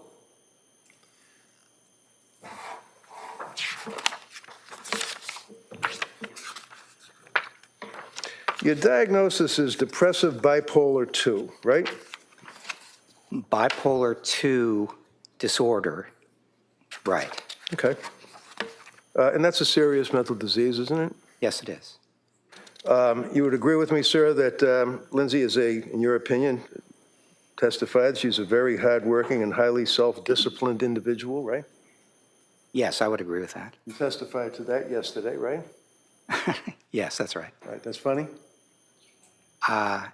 No, it's not funny. It's just that you asked me whether I agree with something that I testified to yesterday. So what does that mean? It means that I testified to it yesterday, and that means I do believe it. Yes. Okay, so we established that. In your opinion, granted, through those 3 days that you had interactions with Lindsay, is it your opinion that she is a controlling individual, sir? It depends what you mean by controlling. Well, let me ask you, for example, would you agree that if a young mother prepares lists for a babysitter, for example, to chop up the carrots and dice them up small, and how to prepare the spinach, and how to prepare the chicken McNuggets, and then leaves them in a note and puts them on the kitchen table, is that controlling, in your opinion, of that individual? That is something that is working hard and being disciplined and exerting a certain amount of control, yes. That's not something that you would use against her in this opinion you have for this jury, is it? What I do is do my best to describe what she does, what she thinks, what she feels at certain times, what symptoms she has, and so on. And if that's a part of that overall picture, then it's not that I'm using it in favor of her or against her. It's just part of the overall picture, which I'm trying to present. I mean, it's not a bad thing to chop up the carrots and tell somebody this is how I like my child to be fed, right? There's nothing wrong with that, right? Not that I know. And you would agree, sir, that she was a good student. You told us about, she got all A's, she was hard driving, and actually drove herself pretty good to try to succeed in college and in nursing school, right? I would. And did you interview any of her coworkers, or did you review any of her 5-star reviews from Mass General Hospital, flagship of hospitals? I reviewed every record that was provided to me. And that would be by them, right? It was records that were provided to me by individuals who were a part of the investigation, and a lot of that were interviews with people who had known her before or were currently friends with her, things like that. Okay, so things like that. I'm asking you, sir, about with her 7-year career as a nurse, labor and delivery nurse at a very, very well-established hospital. Did you talk to any of the nurses that she worked with, or did you review any of the records of her work reviews? Anything like that? No. Would you agree with me, sir, that she also, by all accounts, is and was an incredible mother, taking care of her kids? I would describe her as a very good mother, yes. And in fact, sir, in the past 6 weeks or 5 weeks, there hasn't been one person that's had one thing bad to say about her other than these two. Isn't that right? Sustained. Did anybody, to your knowledge, come into this court in front of this jury and say that Lindsay Clancy was a bad wife? I don't know. How about bad mother? Again, I don't know. So in your readings about her as a mother, you were able to see that she would sing to her daughter when she put her to bed. That's in the reports. You read the reports, right? You might have to ask me that question You know again. Rascal Flats? I'm sorry? Rascal Flats, you ever heard of them? No. Okay. So if I suggest to you, sir, that Lindsay would sing to her daughter every night, is that important to you in your evaluation? Yes. You didn't know that, though, apparently, right? I knew that she was very good with her kids, paid a lot of attention to them, spent a lot of time with them, and really enjoyed it. Even right up to within hours of their killing, she was making snowmen with them, right? Yes, she was playing with the two older children out in the backyard. And then bringing her life experience, which you testified yesterday that she never had any abuse in her life, was raised by loving mother and father, good student, hard worker, great mother, good friend, wonderful wife. She then randomly decides to kill her children by strangling them. It's the facts we're dealing with, yes, sir, right? No, not right. So, one of the things you testified to yesterday is that, and you went like this and said that this is difficult, but then you were able to power through and tell the jury that Lindsay didn't like to leave her kids alone. She got anxious about that. Remember telling that to the jury? I do. And this is one of the things that you kind of hang your hat on that you felt was important in your evaluation, right? It was important. It was an important part of my evaluation that she did not like to leave her kids, and it made her anxious. Yes. That's not a bad thing, is it? For a mother not to want to leave her children and be anxious when they're out of her home, right? Well, it depends. It could be difficult and so on, depending on how anxious and even disabling it was if she just couldn't leave her kids. But on the other hand, if it just reflected that she was close to them and wanted to be with them and wasn't a problem or disabling, then it's not a problem. Did you know, sir, that Pat's mother and father would come over to the house and babysit for the kids when Lindsay and her husband would go out to dinner or go out to a movie or go out with their friends? Did you know that, sir? Yes. Did you know that the children were actually in learning Sprouts school? Did you know that? Yes. They had to leave the house to go to school, didn't they? Yes. She wasn't anxious when they would go to school, was she? It made her a little anxious to drop her kids off. She didn't like to be separated from them. Well, that's because the kids many times, not on occasion, would cry, like little kids do when you drop them off somewhere, right? I don't know if she was anxious only when they cried. You know that in addition to the date nights, in addition to socializing with friends, in addition to the children leaving to go to the Little Sprouts school, you knew that there were a number of occasions that Lindsay, alone or Lindsay with her husband, would leave the kids and go out and do any number of things. Shopping, socializing, go to Boston, things like that. You know, did you ask third-party contacts about that? I asked Patrick about that, and one of the things he said is that it was difficult for her to leave the kids, and he used as an example date night for their 5th anniversary. It was hard for her to leave. Was that in 22? Was date night for their 5th anniversary in Just mention 22? it to the jury. Was that in 2022, their 5th anniversary? Your anniversary is in December, right? I don't know what year it was in, Well, Mr. What Reddington. was the problem? What did he say, third-party collateral? What did he tell you? What he said in response to that question is that on date night for their 5th anniversary, she was anxious about leaving the kids. Right. Did they ultimately go out that night? They did. You know where they went? I don't. Did she have fun? Did she appear to be enjoying herself away from the kids? That was not part of the question I asked him. I mean, there's nothing wrong with a woman being concerned about her babies when she's not at home, right? There's nothing wrong with that. I wasn't presenting it as something that is wrong. I'll back off. I'm sorry. I thought you did. I thought yesterday you were telling this jury that because Lindsay didn't like to leave her kids at home, that was a factor that Dr. Helbrin considered in his opinion, but that's fine. You agree that there's nothing wrong with a woman being concerned about her children, leaving them out of the house, right? No, I don't believe I said that. Okay. One of the things that No, never mind one of the things. They can ask you on, We can finish. All right, okay. The answer is you did not say that? Judge, I'm getting a little confused here Well, between, listen, no.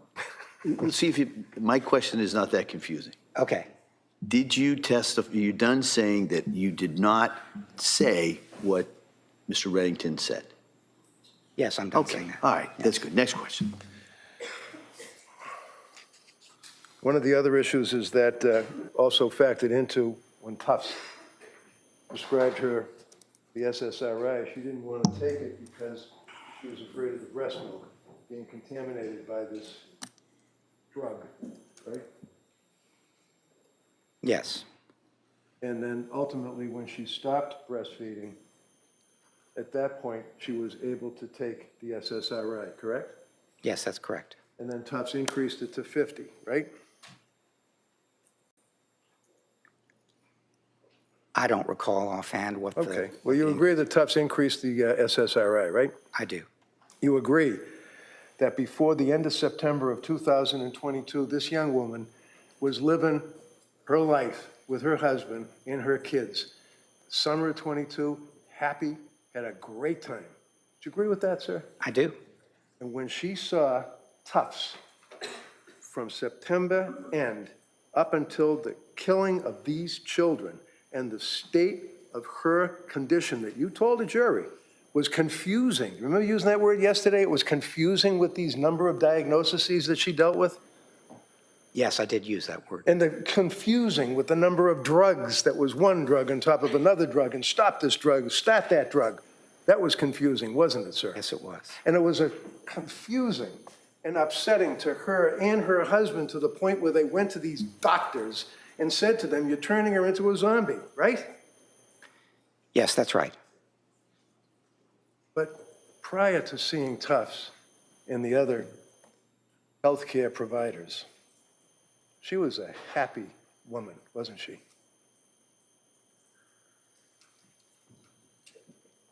She was in many respects happy, pleased with her life. So she wasn't happy in an unqualified way, but she was, yes, she was very happy with certain aspects of her life. So as September turns into October, middle of October or thereabouts, how is she doing at that point between her Well, depression, anxiety, drugs prescribed? How is she doing? she was anxious about going back to work, but she hadn't started taking the Okay, wait, drugs that were wait, prescribed. no, Okay, let him no. finish. Go ahead. Go ahead, Doug. Yes. In September, she was anxious about returning to work. She had not yet started taking the medications that Dr. Tufts had prescribed, though. How about a text that she had sent to her mother on October 20th, sir? I know you indicate in your report that you had a chance to review all of the computer searches, text messages, Apple Watches, all that stuff, right? Yes, that's right. All right. Read that text, please. October 20th. This is a text that she sent to her mother. Read it. Would you like me to read it out loud? I'd like you to read it out loud. All right. Mom, will you please come up and stay with me for a bit? I'm really sick. Something is wrong. I had horrible insomnia all night, and I just don't know how I'm going to get through the day. I started taking the medicine my doctor prescribed for anxiety, and I think it's made things worse. It's just really scary, and I don't want to be alone. Did her mother come up the next day and stay with her? Oh, I don't know. I'd have to go back and look at the records. I'm sure. Do you know, sir, that she actually climbed into the bed with her mother to sleep with her mother when the mother was staying with her during this period of time? No, I didn't know that. In the middle of November, sir, she texted her mother-in-law, which would be Pat's mother, Sue. This would be Sue Clancy, who was also a labor and delivery nurse, right? Yes, that's correct. She texted Sue while she was at work as a nurse, right? Yes, And Sue was in the emergency room and actually realized that Lindsay was at the hospital and stated that she felt unwell. Is that right? yes. Did Sue see her in the hospital, if you know? I think she met with her in the emergency room. Okay. And then her mother-in-law was trying to help her out and referred her to another person that was a friend of a friend, so to speak, right? To help her out? The nurse practitioner, is that who you're talking about? Yes, yeah. Yes, that's right. And she was able to meet with that individual, Paul, until she left, I think like a week later. She went on to another job, right? I think that's right, yes. And that's when she saw Nurse Gelada, was that correct? To my memory, that's correct, yes. And then, would you agree with me, sir, that at this time frame in November, she was having real difficulty with sleep disruption, yes? Yes, I would. She had concerns all along about this, starting in mid-October, about the impact of the medications on her insomnia, correct? Yes, insomnia was one of the first problems that she experienced when she started taking the medication in October. And she expressed the fact that she believed that the medications were obviously having an adverse effect on her. They were damaging her brain, right? She did express that view, yes. And then she still, however, had a positive outlook and was hoping that things would turn around in her life and that she could get back to being herself, is a quote, right? Yes, that's right. But instead, and I quote your words yesterday, it got worse. Yes. Late in November, she's still having a lot of trouble sleeping. She thought that she was close to, and I quote, the end of her rope. Bad analogy, but nevertheless, that's what she said, right? Yes, it is. She was feeling off, disconnected, sort of like a zombie, your words, testifying here yesterday, sir, correct? Correct. She was reporting at this point panic symptoms, concerns about the benzodiazepines, correct? Yes, Indicated that she was disoriented and forgetful, correct? correct. You told us that she stated that she was disconnected from her body. Isn't that correct? That's how she described feeling, yes. Could not relate to people, felt that she was in a disassociative state. Isn't that right? Yes, that is right. Thought that the medication was resulting in this type of development in her life, correct? She felt the medications were contributing to this. Yes, that's correct. And in December, and I quote you, it's not getting better. It got from worse, it got better. Well, actually, not better. It got worse again, didn't it, in December? December was probably the worst month for her, as she described it. And in December, sir, you recall that she indicated, and I quote from your testimony, horrible intrusive thoughts. She had thoughts about harming herself, potentially as she continued to experience these thoughts later into December, correct? Yes, that's right. These thoughts, did anyone say to her, are these thoughts, are these coming from outside your head? Are they coming from inside your head? Are they male voices? Are they female voices? Anybody ask anything about thoughts, what they were? According to the medical records, not according to your guess. That's a standard kind of question when you're My being question, treated. sir, is you read the medical records. No, overruled. Can you answer that question based on Dr. Helbrin's review of the medical records of what this young lady went through in that hell that she was living? Is your question, did someone ask her about hallucinations? Yeah, if or I come thoughts? to you for help and I say, I've got intrusive thoughts about killing myself, and God forbid I'm thinking about killing my kids, I've got these thoughts in my head. Did you ask me? Voices? Thoughts? What are they? Does anybody ask that question? Yes, that's a standard question that psychiatrists ask at the beginning of each appointment. It's a standard mental status Okay. question. Did any one of those psychiatrists ask Lindsay Clancy that question, according to the medical records? Anyone? Ms. Clancy completed the answer to those questions What on question? a number of occasions, Sir, if I what might. questions? No, well, go ahead. What Finish. questions? Finish that question, and I'll let you have that question. Okay? Finish the answer. Questions such as, are you hearing voices? If so, describe those and so on. And the typical response that she gave as part of a question like that was no. How about when someone says, I've got dark thoughts? Does anybody, professionals, ask, what are the dark thoughts? If somebody said, I'm having dark thoughts, then the follow-up question would be, tell me more. What are the thoughts? Tell me, just give me some descriptions of what you're having, what you're thinking, what it's like, and so on. So if a patient goes to a doctor and says, I'm having these intrusive thoughts, I'm having dark thoughts, I'm having thoughts of, and at this same time frame in December, she's talking about harming the children, correct? She said that those thoughts had come to her at times. At times. Yes, And she mentioned that to her husband, didn't she? that's what she said, yes. She mentioned, did you talk to her husband about it? Yes, I did talk to her husband Tell about you it. that she said that to him? Yes. A couple of times she said it to him, right?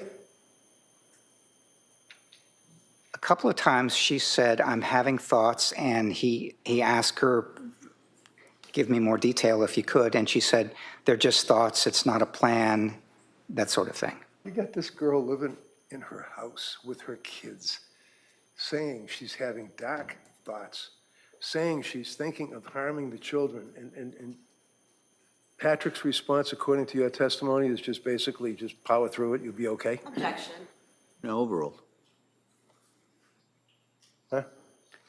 No, that was not his response as he described it. He asked more questions because one of the things that she had been dealing with for some time are thoughts about hurting herself and possibly the kids. And so what he did was try to get more information about the details. He asked questions that a mental health professional would also ask, which is how often, what are they like? Do you have a plan? Things like that. And she pretty consistently said, no, I don't have a plan.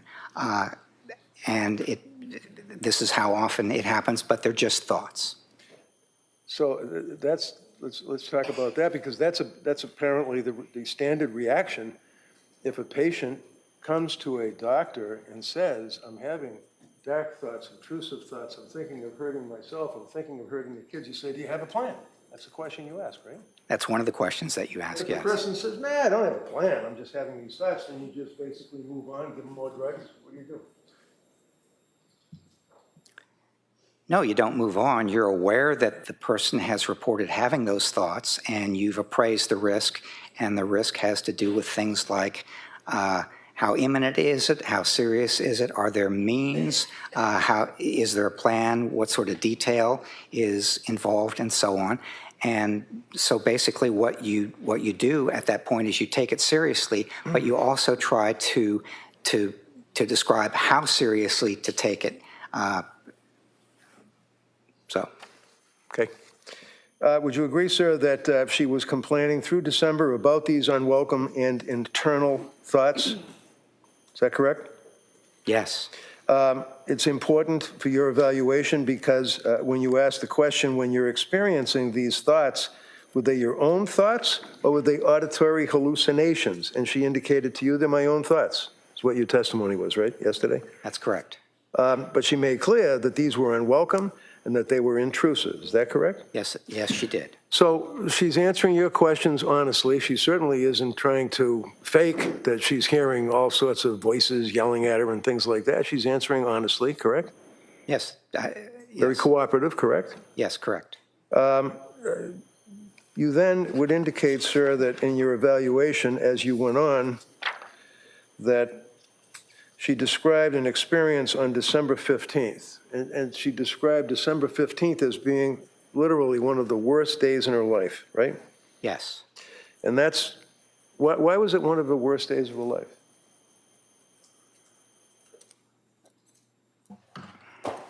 Well, it was one of the worst days because things were getting more intense and difficult, and the thoughts that she was experiencing were harder to handle for her. As a result of that, her husband, Pat, took her to the hospital, right? Correct. And you indicated that it looked like she was having general anxiety symptoms.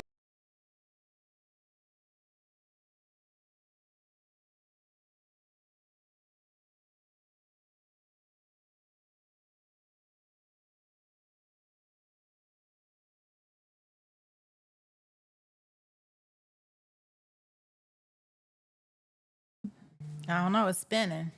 Let's see here.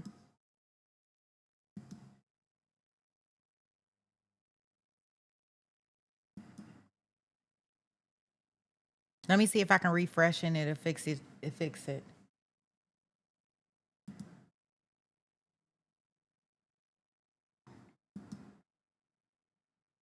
And you indicated that it looked like she was having general anxiety symptoms. No, it's not. It's not fixing it. I'm assuming that must be something going on with the feed because it's taking me right back there. Yep, they cut the feed. Let me see. They must started a new feed. Give me 1 second, y'all. With an overdrawn bank account and no access to firearms.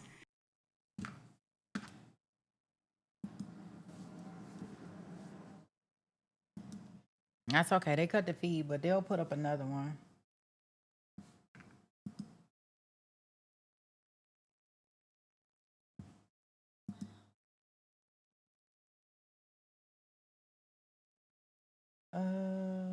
Let me go check.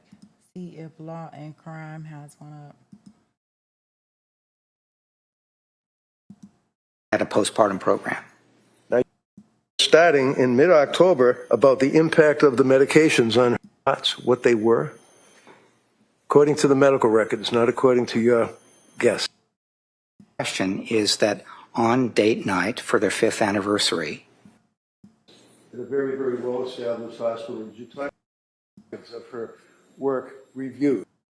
Honey, it's just that you asked me whether I agree with something that I testified to yesterday. Wait a minute. Come into this court in front of this jury. Uh-oh. Okay. Around the same time that you first got involved with the case? 5 hours. This young lady is in a room, in a wheelchair, being... and he dropped her off. Depression for other reasons. 18th as being literally one of the worst days in her life. Wait a minute. How serious is it? Are there means? It's apparently the standard reaction. I was just trying to figure out exactly where we ended up at, but I can't figure it out. So I'm just going to start it over. Not start it over, but bring it up for us. Okay? I tried to get it the best way I could. I don't know.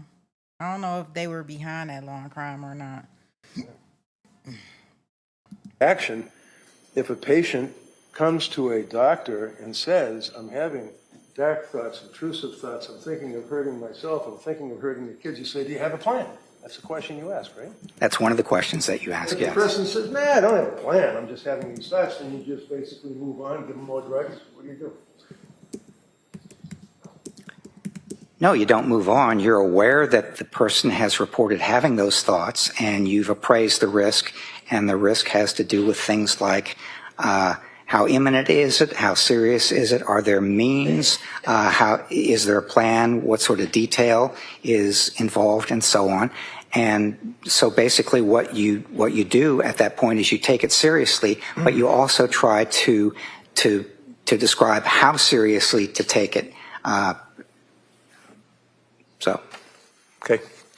Would you agree, sir, that she was complaining through December about these unwelcome and internal thoughts? Is that correct? Yes. It's important for your evaluation because when you ask the question, when you're experiencing these thoughts, were they your own thoughts or were they auditory hallucinations? And she indicated to you they're my own thoughts. That's what your testimony was, right, yesterday? That's correct. But she made clear that these were unwelcome, and that they were intrusive. Is that correct? Yes, she did. So she's answering your questions honestly. She certainly isn't trying to fake that she's hearing all sorts of voices yelling at her and things like that. She's answering honestly, correct? Yes. Very cooperative, correct? Yes, correct. You then would indicate, sir, that in your evaluation as you went on, that she described an experience on December 15th. And she described December 15th as being literally one of the worst days in her life, right? Yes. And that's, why was it one of the worst days of her life?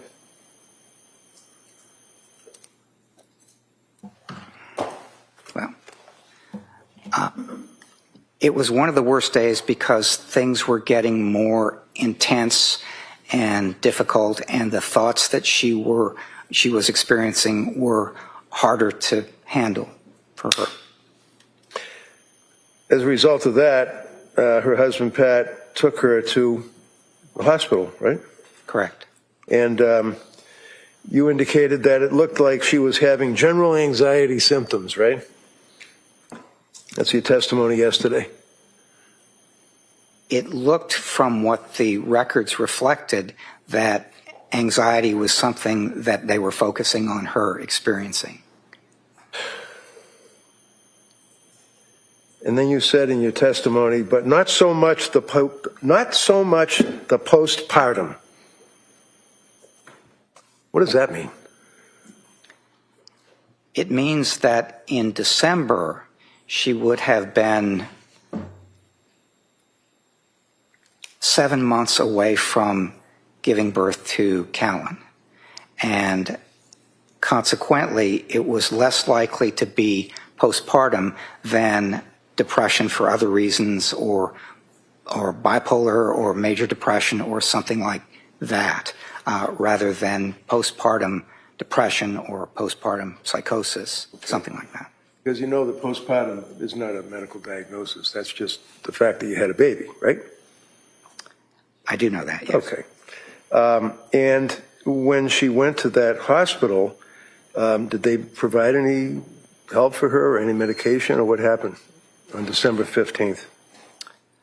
She did not stay in the hospital very long, and so, no, she didn't remain there long enough to get the kind of help that you would usually get on an inpatient basis. But the next day or thereabouts, she goes back to see Tuss, right? Yes. Okay. So she immediately tries to reach out for help to anybody that would listen to her, right? She was trying hard to get help. Now we get to December 20th. December 20th wasn't a very good day either, was it? Well, that was the day she went to the she went to the Rhode Island hospital that had a postpartum program. Now, you know from looking at the medical records that, in fact, it was recommended to her, I think by maybe the LASCW young lady, Letitia Dukes, but maybe I'm wrong. You're in the records. Someone told her to get in touch with this Rhode Island hospital, right? Yes. They specialized in postpartum care for women that possibly are going through postpartum psychosis or postpartum depression, right? Yes. And Pat, her husband, took her and dropped her off, and then he went skiing with Cora. Is that correct? Correct. And he dropped her off in that hospital, and she was evaluated by a doctor and some people, correct? Yes, And you reviewed those medical records, right? I did. And when you reviewed the medical records, did you see that she was also involved in group discussions and crayons and coloring and things like that? Yes, I did. Yeah. Did that help her out, do you think, coloring? There's a number of things that they try to do. I think coloring as such would not be helpful, but Okay. there's art therapy and there's various other kinds of things that people are involved in. All right, so various other things that people are involved in. So I assume the people you're referring to would be the employees of the hospital. Or the patients who are attending the postpartum program. Okay. So what exactly was the program? What did they do? That one day that she was there for 8 hours, what did they do? She wasn't accepted as part of I that didn't ask you program. about that. I asked you, what did they do? Well, they evaluated her, as my understanding from reviewing the records. And then what happened, sir, when they evaluated her? They evaluated her and they indicated that she was not appropriate for their program. And you testified yesterday that, and I quote, they said she did not necessarily fit into their postpartum program. They did offer her 3 other programs. Remember that, sir? Yes. Okay. And then you indicated that patient was offered several options, including inpatient treatment for medication management, right? Yes. A partial hospitalization program focused on general mental health, Yes. right? Yes. Where was that program? I don't know. Or continued outpatient management, right? Yes. What is that, like going to see Tufts? Outpatient management? Yes, that's living at home in the community and being treated by a psychiatrist, which is what Dr. Tufts was. Right. Well, okay. So patient plans to follow up with her outpatient provider for guidance, is what you said yesterday, right? Yes. And she did the next day, right? Yes. And do you think that that a doctor who has been licensed as a physician psychiatrist, advertising that they specialize in postpartum, postnatal issues, is qualified to treat a young woman with this symptomology that she brought to that desk, to the television set? I don't understand your question. Well, you know that she never met, Tufts never met this girl. She never met her, ever, until she sat in that witness stand. I understand that their treatment was done remotely. Was remotely? So when I say the television, that's what I mean. It's like you're on Zoom, you're on whatever. I apologize for that. Yes. Yeah. So she went the next day and actually remotely accessed a meeting with Dr. Tufts, right? Yes. And then she went back onto her schedule with Dr. Tufts, but that didn't help so much. Is that correct? You indicated that she was still numb. She was still having suicidal ideation, things of that nature, right? Correct. Okay.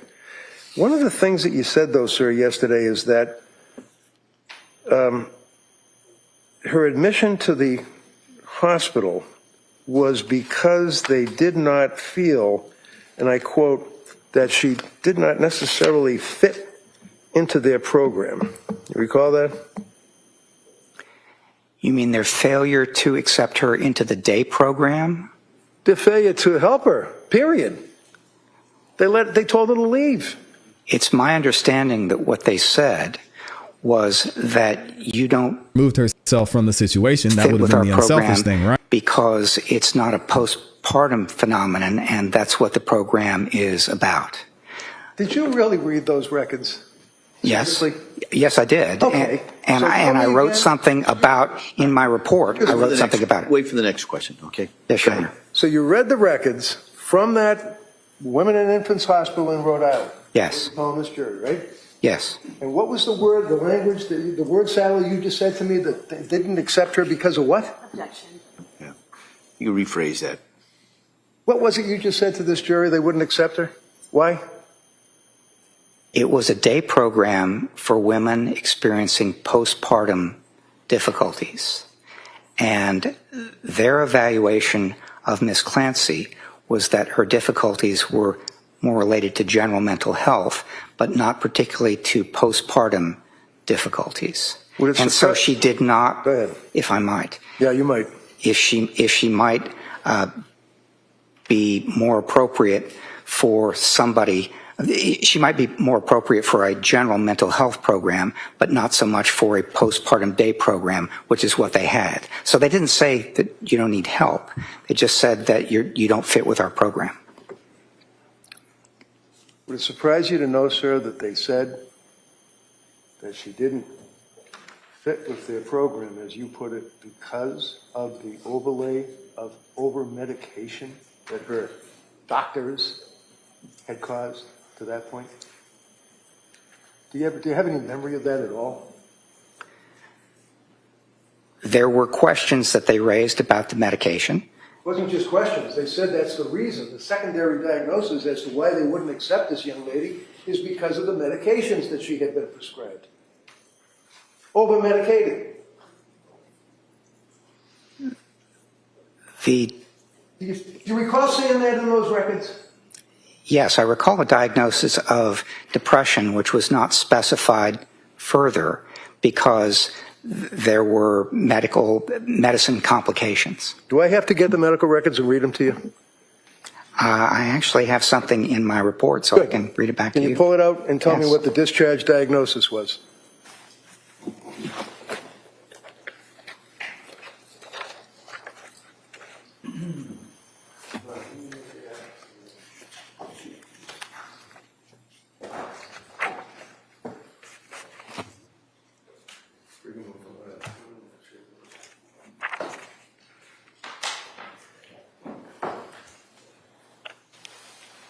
Exhibit 220.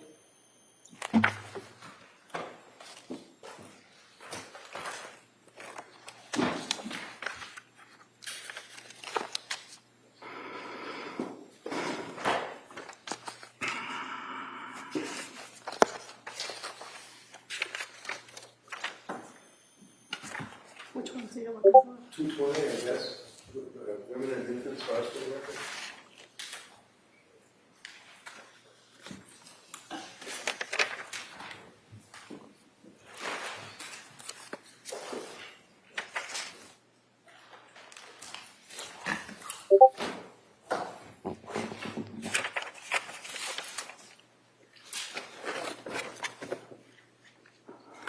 I'm on page 18 of my report, and Discharge diagnosis?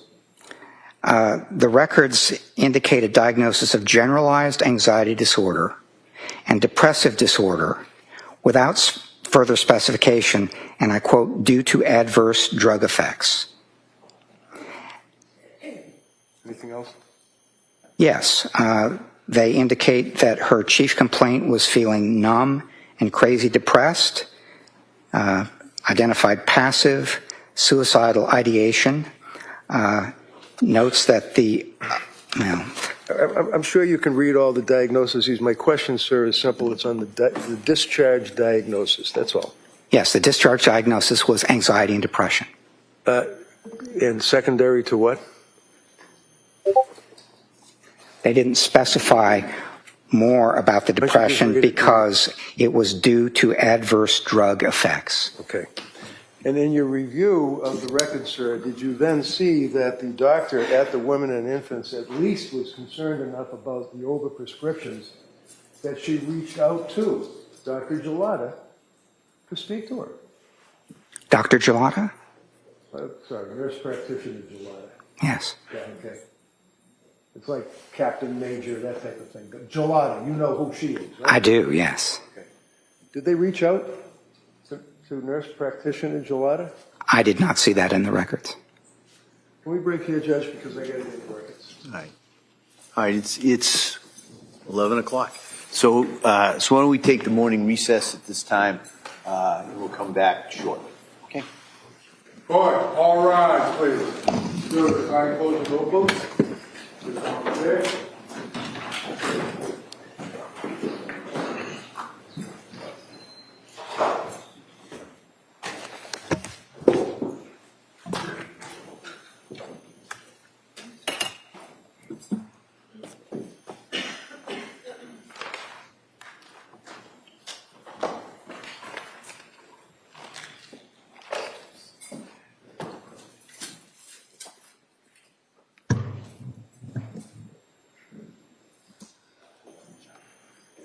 Jurors are exit the courtroom.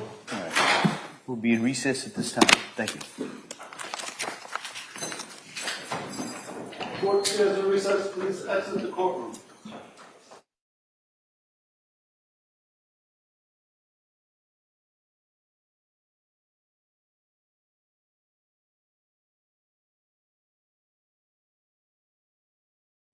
Okay, so they are currently on break, guys. I don't know. I wonder if he losing, like, I don't know.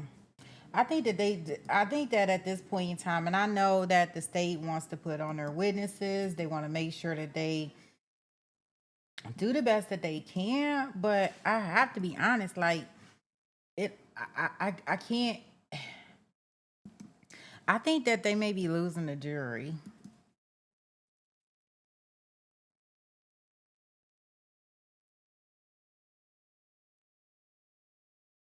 I think so. Like it just seemed like it's getting a little too redundant for me. Then are we just talking about the same stuff over and over again? Like he went through this man's whole 70-page resume. And I'm sitting up here like, why are we doing this? He's already been labeled that he's an expert, that he can testify, and you going through 70 pages of this for what exactly? Why? Things to make you go, like, okay, but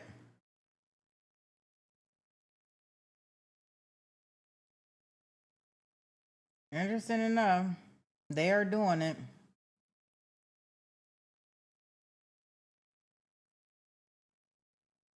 Wait a minute. What is? Something must be talking. Let me see.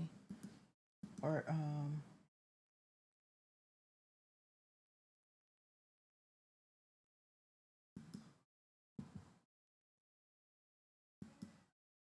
wait a minute. I'm trying to see. Something must be talking on my end. Oh, And we found that I'm like something is talking on my end. Sorry, guys.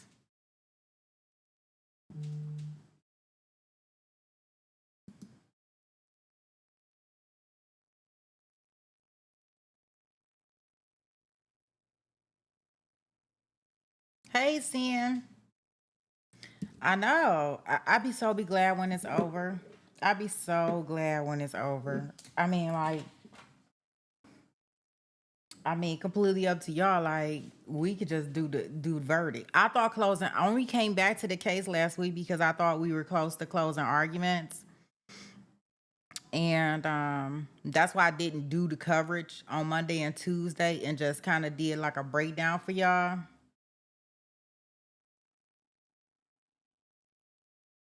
Oh yes, I can. Oh yes, I can, and yes, I will. And that's what I. Oh yeah, I will. I will. I'd rather just update y'all on recaps.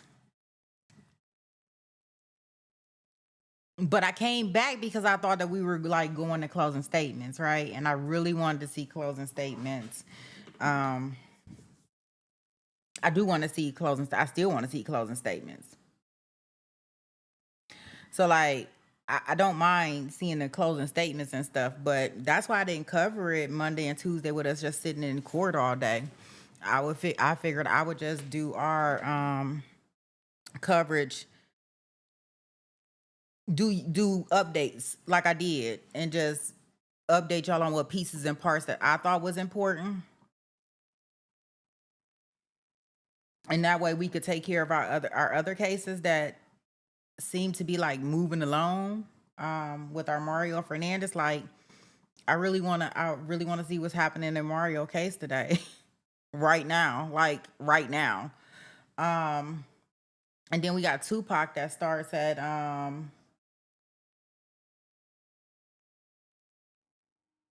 9:30. And I want to look at that. You know, of course I got to keep up with that one. But I'm assuming that closing arguments may happen. What I I mean, I thought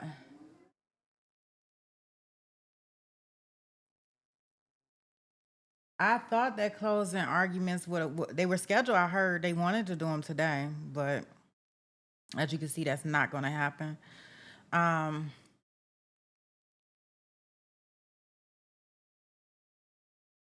I don't know. So maybe they'll be tomorrow or Thursday. Because as far as I'm concerned, none of these witnesses right now, as far as the defense or the state, are moving the needle for me. Like, I don't even know what they're talking about. You say the closings will be tomorrow?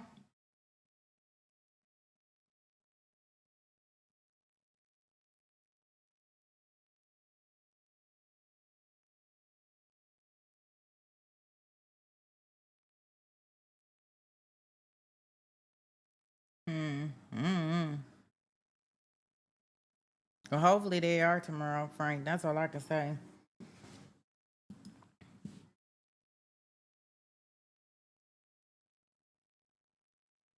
Yeah, so we will it's crazy because like the interest in this case is like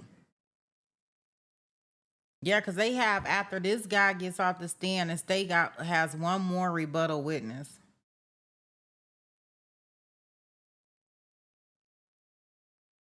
So they got one more witness after this one, and I'm like,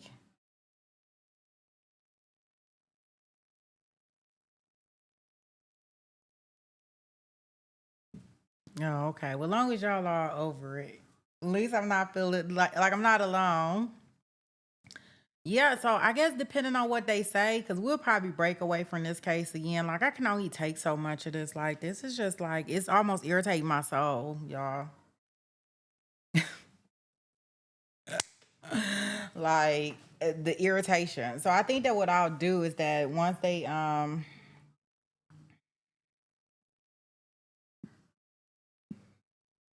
do like kind of covering Mario in the evening time, to be honest. It seemed like we get a lot of traffic for Mario in the evening time. And can you imagine that they wanted this case to go 8 weeks and they had 182 witnesses on their witness list? The state did. Like, are you crazy?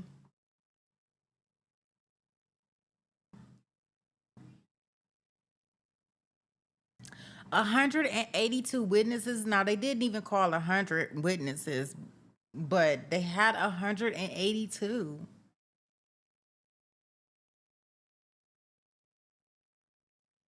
Like, no way, no how. I don't know. Maybe I'll put that in our thing. I guess the better question for you guys. Although I do like the traffic that we get coming in. We get a lot of traffic with our Mario case being streamed in the evening time for some reason. I don't know if it's because everybody is tuning into this case that they're unable to watch the Mario case. So when I stream the Mario case in the evening time, a lot of people are coming to hang out or finding us because they couldn't watch Mario in the morning.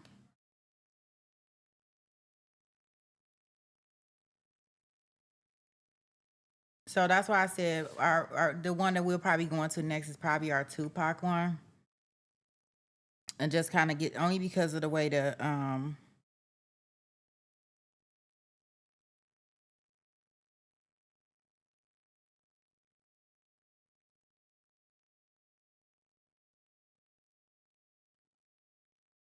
only because the way the traffic is going out.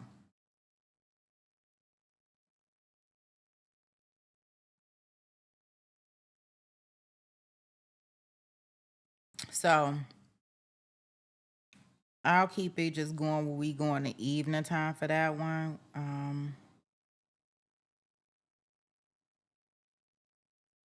And we'll do everything with Tupac kind of live.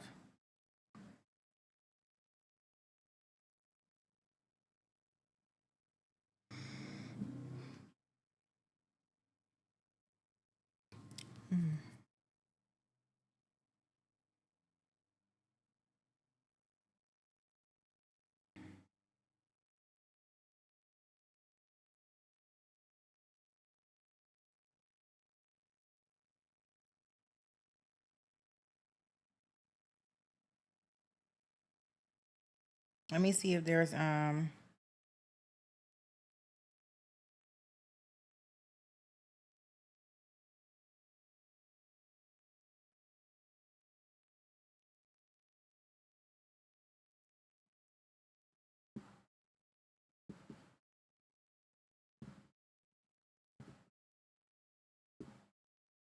yeah, we gonna go into Tupac live. Yeah, and Lindsay, like when they do their closing statements, we can come back. Not we'll just do updates on Lindsay Clancy. Like I'm so over her. I'm sorry. I hate to. I'm over the case. I don't. This case, any case that's like in their fourth week. I think the only case that I was able to like stand like this was Monica Simontelli, and that's because like who's not waiting for Robert Baker to take the stand? Besides, I like Beth. I do like the prosecutor in that case. Who else case was like real long, and I was like, okay, like if you talk about like a Letitia Stouch or even Melody Ferris, those were some long cases that we covered, but they only worked out because we didn't watch them in real live time and we were able to fast forward or pay it on 1.25 or something like that when we rewatched them. But it would be no way I would have been able to watch them day by day. No way. No way.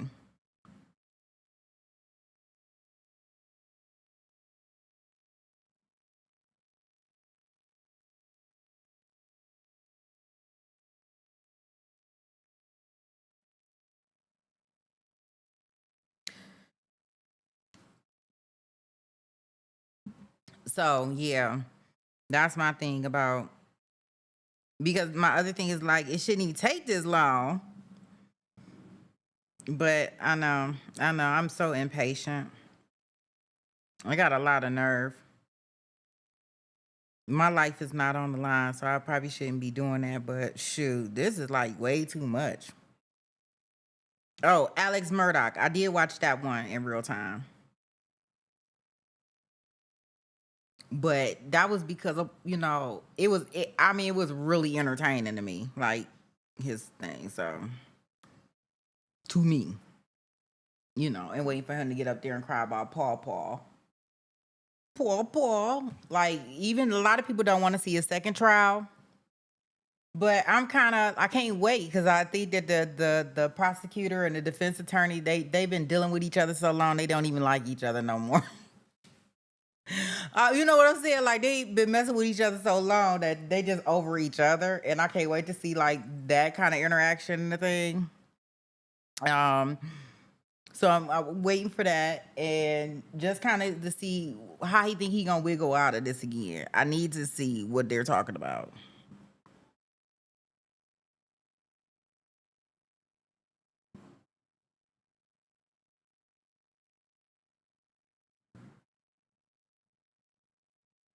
Yeah. Yeah, now I don't know if it's that. I know he fighting the case. Thank goodness Reddington stipulated to a lot of things. Or guys who we would have had tons of witnesses called if he didn't stipulate. The only reason why this is working out the way it is because he stipulated to a lot of things.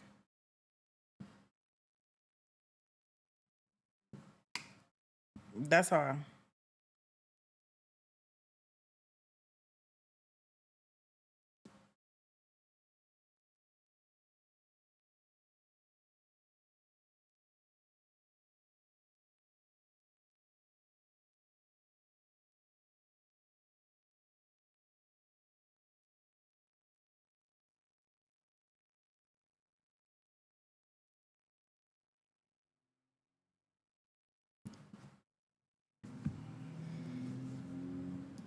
Yeah, they still on break.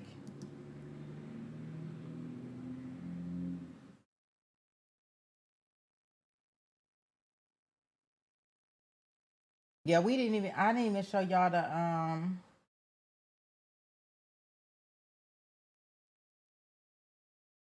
Yeah, and then I think that the attorney is getting tired. Like Reddington, like I think he getting tired and getting snappy.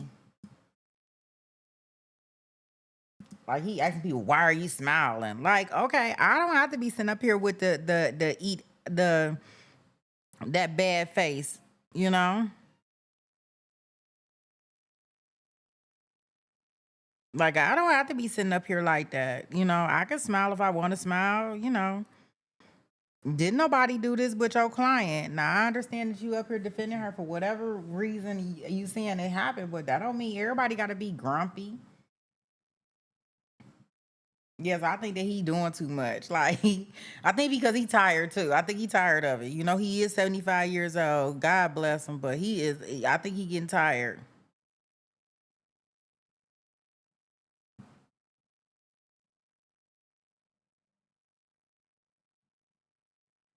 He getting tired of this stuff.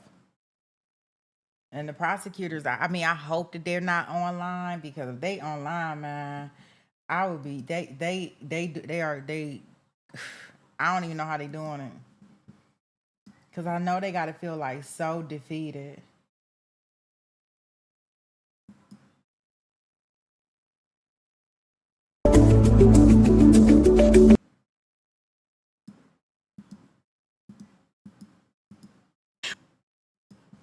A lot of them stayed for. Yeah, okay. I was trying to see if I could find a little clip of the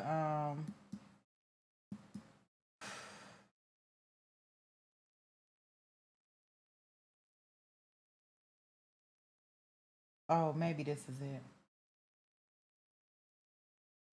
The judge with the mistrial yesterday. Hold on.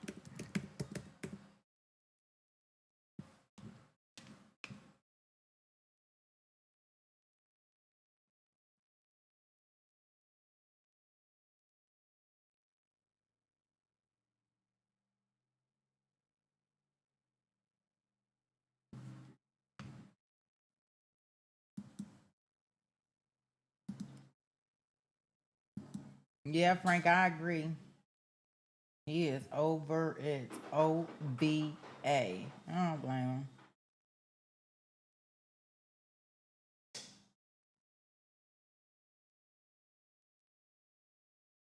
Hold on, let me get see if I could pull that up from yesterday, because I didn't get to see how it happened.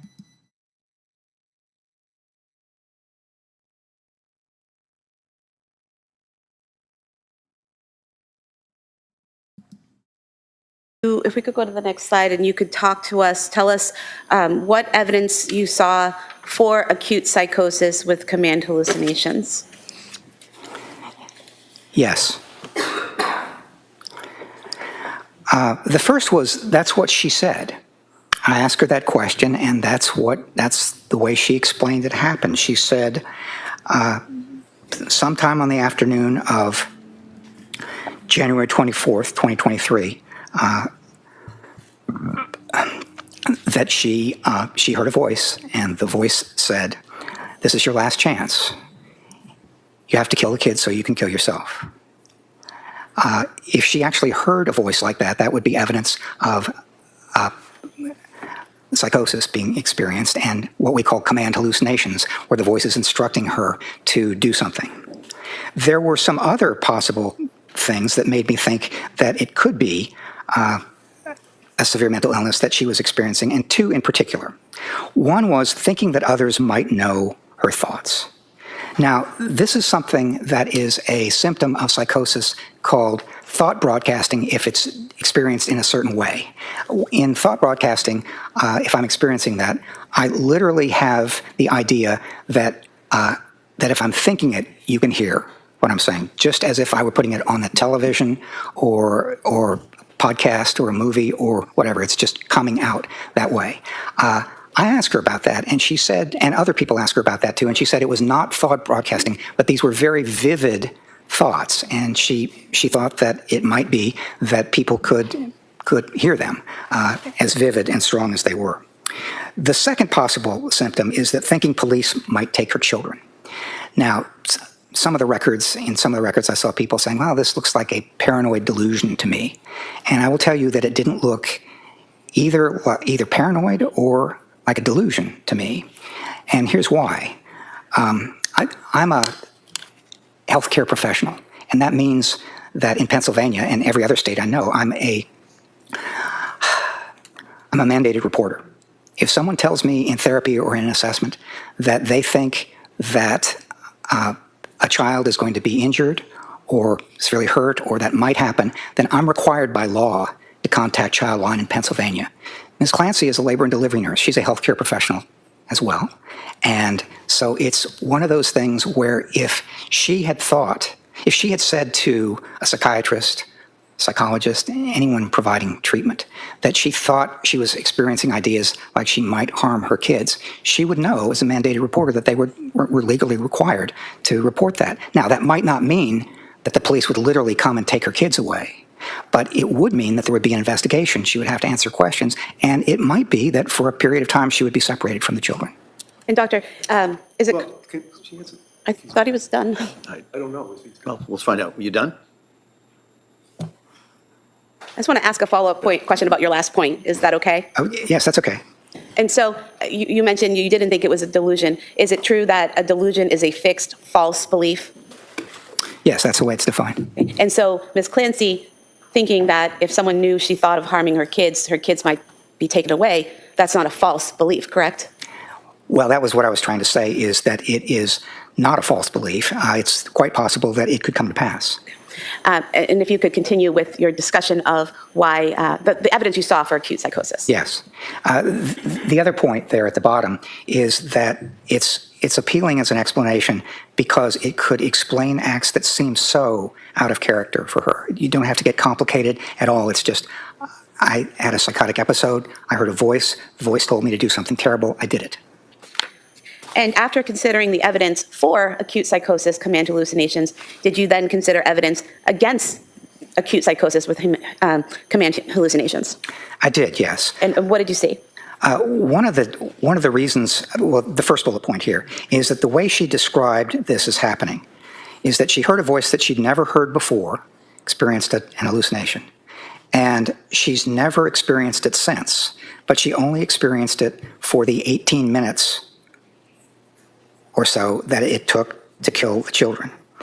And to put it mildly, that would be a very, very unusual pattern or manifestation of how this kind of thing comes about. Very unusual. I've been doing this kind of evaluation for many, many years, and I'm always very careful when someone tells me that they experience a symptom only during the course of committing an offense. Why is that, doctor? Why are you careful when someone tells you that they only experience this voice during a criminal offense? Well, because it provides a convenient way of lessening your own culpability. I mean, it's always possible, but as I said, I find it very, very rare. Whereas an explanation for why somebody did something, somebody might look at that and say, it's a convenient way of somebody looks at me and I don't have the same culpability that I would otherwise. And what was the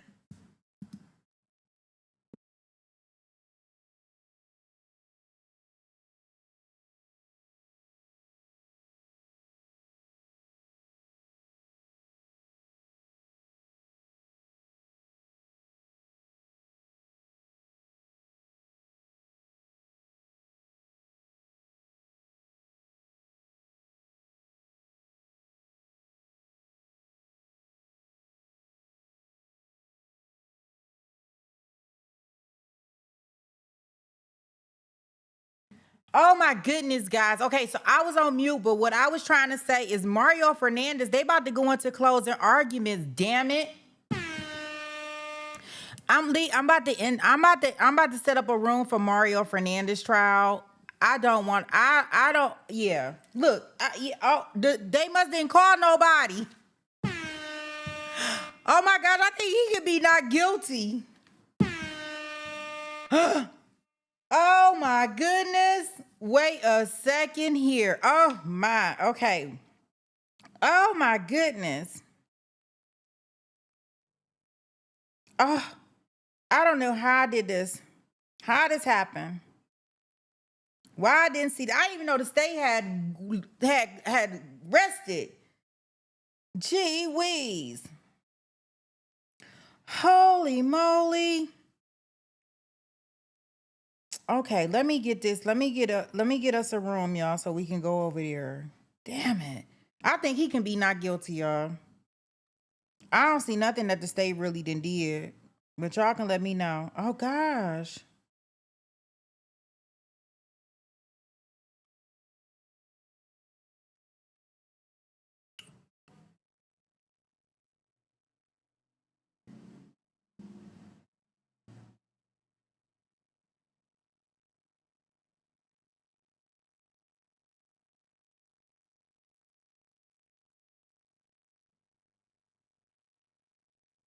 Okay, give me a second. I'm getting everything created.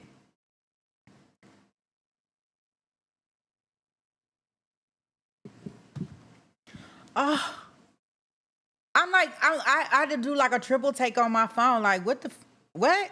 Huh? Yeah, now they got me all nervous and stuff, and I'm sitting up here watching this old mess over here. Damn it. I knew I should have went over there first. They should be going to lunch soon, hopefully. So we can have some time to kind of catch up, guys. I'm like so excited. Like, cause I don't know. I don't know, y'all. I don't know. I don't know about this one. Oh my goodness. Cause yesterday didn't look like they could be ending their case. But I guess they had that lead detective up there, and I guess they decided that they were. But oh my goodness.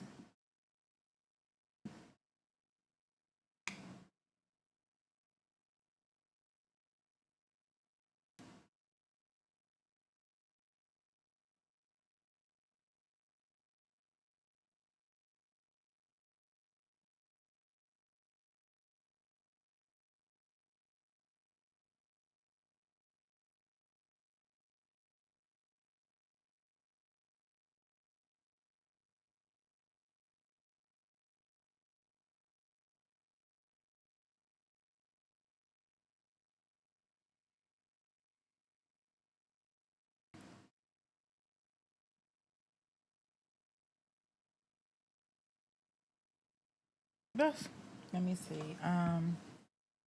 Schedule. I can't use that one. I gotta create a new one. Okay. Here, I'll let y'all keep listening to this mess, this drag. The next part of evidence that you saw against acute psychosis. There was some discussion of whether this was postpartum. And so she was about 8 months away from having given birth to Callan, her youngest child. And most of the explanations, or most of the sources of authority, like BSM-5 or the Cleveland Clinic, will point to maybe 1 month after birth or 2 months after birth or something like that. But the farther away you get time-wise from the birth, the less likely it is, under those kinds of authority, to be postpartum. Now, it could be something else. And there were certainly some things that I saw that were symptoms of depression and other sorts of things that she experienced in January. But it was, given the time, it was less likely, I thought, to be postpartum. Then the next bullet was inconsistencies in her account.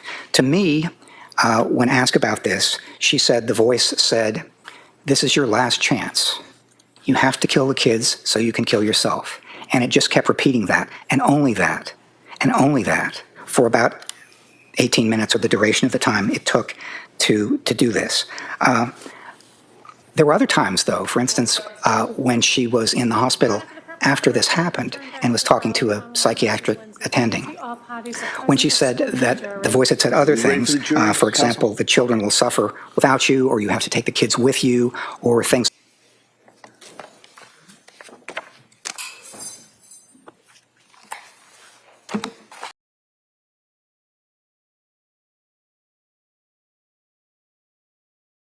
like that. So inconsistency is important because it suggests inaccuracy. In other words, which version is accurate? Is it the first? Is it the second? Is it neither? I mean, here it couldn't be both, because she said, I only heard this. To some people, she said that. And then I heard this plus this. To other people, she said that. And doctor, if she had said to a third person that it was a different version, such as you have to kill the kids so you can kill yourself because there's a danger to you and the kids, would that be a further consideration of the inconsistencies? Objection. Yeah, overruled. Yes.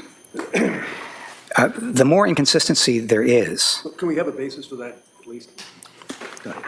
What's test- it's asked as a hypothetical? Hypothetical, yes. I'll allow that. So it's not based on evidence, it's a hypothetical. Hypothetical.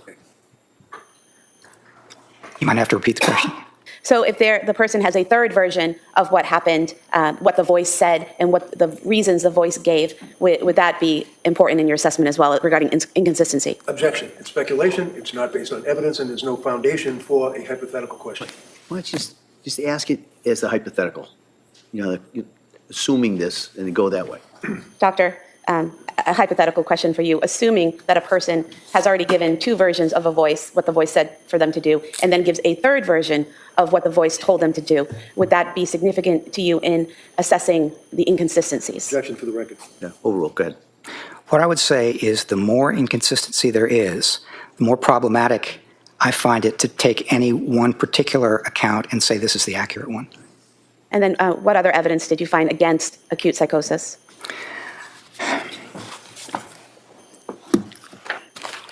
There is some research that's been conducted on malingered hallucinations, which are accounts of hallucinations that are exaggerated or fabricated. And I found it useful to look at that research and see what it suggested and kind of lay it out there in terms of the way she described it. So some research suggests that that one consideration is whether the voices are internal or external, whether they're coming from your own thoughts or whether they're coming from outside of your head. And Ms. Clancy perceived this voice as external, which is more consistent with genuine hallucinations. However, command hallucinations are often, in about 88% of individuals reporting them by one count, accompanied by a related delusion. Ms. Clancy did not report any accompanied delusions. So thus far, you've got 1 point for genuine and 1 point for possible exaggerated. Then there's frequency and control. Genuine psychotic hallucinations are more often intermittent than constant. They'll come and they'll go. You'll hear it, stop hearing it. You'll hear it again, stop hearing it, and this can extend over a period of time. Ms. Clancy, in this instance, reported that the voice was constant for 18 to 20 minutes, and then it stopped. It had not been experienced before, and it has not been experienced since. And she also did not report having any control over the voice or over her actions in response to the voice. Then the next item is content. So genuine hallucinations are often familiar, use both genders, and are clear rather than vague. Ms. Clancy described this voice as clear, but it was unfamiliar and it was a single male voice. So that was sort of mixed. I'm not counting it as one direction or another. And then finally, reaction and coping. Individuals who experience hallucinations like this often try to reduce their influence in different ways. Could be praying, could be listening to music. And while those who inaccurately report the experience of such hallucinations often do not describe coping mechanisms. And Ms. Clancy didn't report any attempt to stop the voice or distract herself from it or what have you. So there were about 3 points on which her account more closely resembled exaggerated or fabricated hallucinations. One where it looked more genuine and one that was kind of mixed.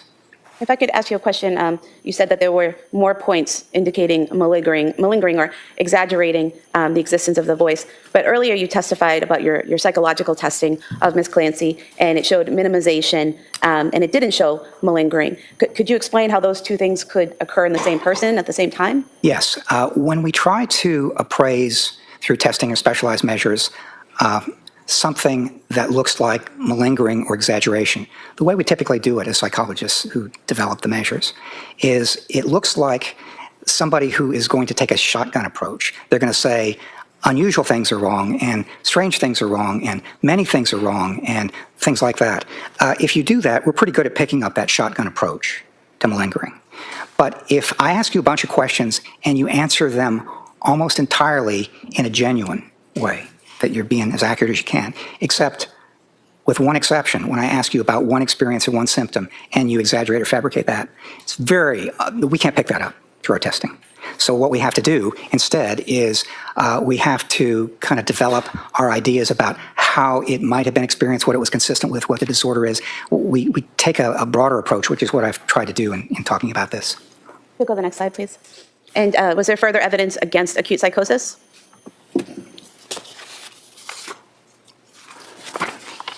Yes. I'm going to start with the question of thoughts or hallucinations. I've already said that I found the account of hallucinations to be, as she described it, it would be very, very unusual to experience it that way. Never having not before, not since, constantly for 18 minutes.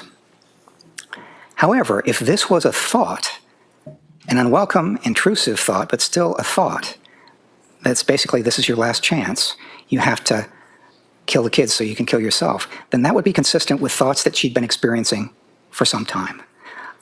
She'd been having thoughts about harming herself, that she was, it was going to be very difficult for her to do this in a way that was, that made sense. She was experiencing thoughts about hurting herself because her brain might have been damaged. She was experiencing thoughts about hurting the kids. She was experiencing all sorts of unwelcome thoughts. If that were the case on January 24th, if these were thoughts, then that would be consistent with what she'd been experiencing for months before. So that was something that made more sense to me, that rather than an auditory hallucination, it would have been an unwelcome, intrusive thought. The next bullet is her response to her husband's question, what did you do? So when he got home around 6 p.m. on January 24th, and the house was quiet, and he went in, thought people might have been playing hide and seek with him, called downstairs, didn't get an answer, called upstairs, didn't get an answer, went upstairs, found the bedroom door locked, unlocked it with his key, went in, saw some blood there, saw the window was open, ran downstairs, and he saw his wife, Lindsay, lying there semi-conscious. And he said, his first question was, what did you do? And her response was, I tried to kill myself. Now, I thought that if she had actually experienced this command hallucination, that she might. Okay, so I have us all set up. Once I end this stream, for those that are looking to watch the Mario Fernandez Saldana case, it will drop you off over there. For those with Lindsay Clancy, we'll do updates once we get closer to closing arguments or something like that, we'll do that. But we will go into our Tupac trial later today. All right, guys. I will see you over there. Make sure as you enter in that you hit the like button as you're coming in to the courtroom session, and I will see you there.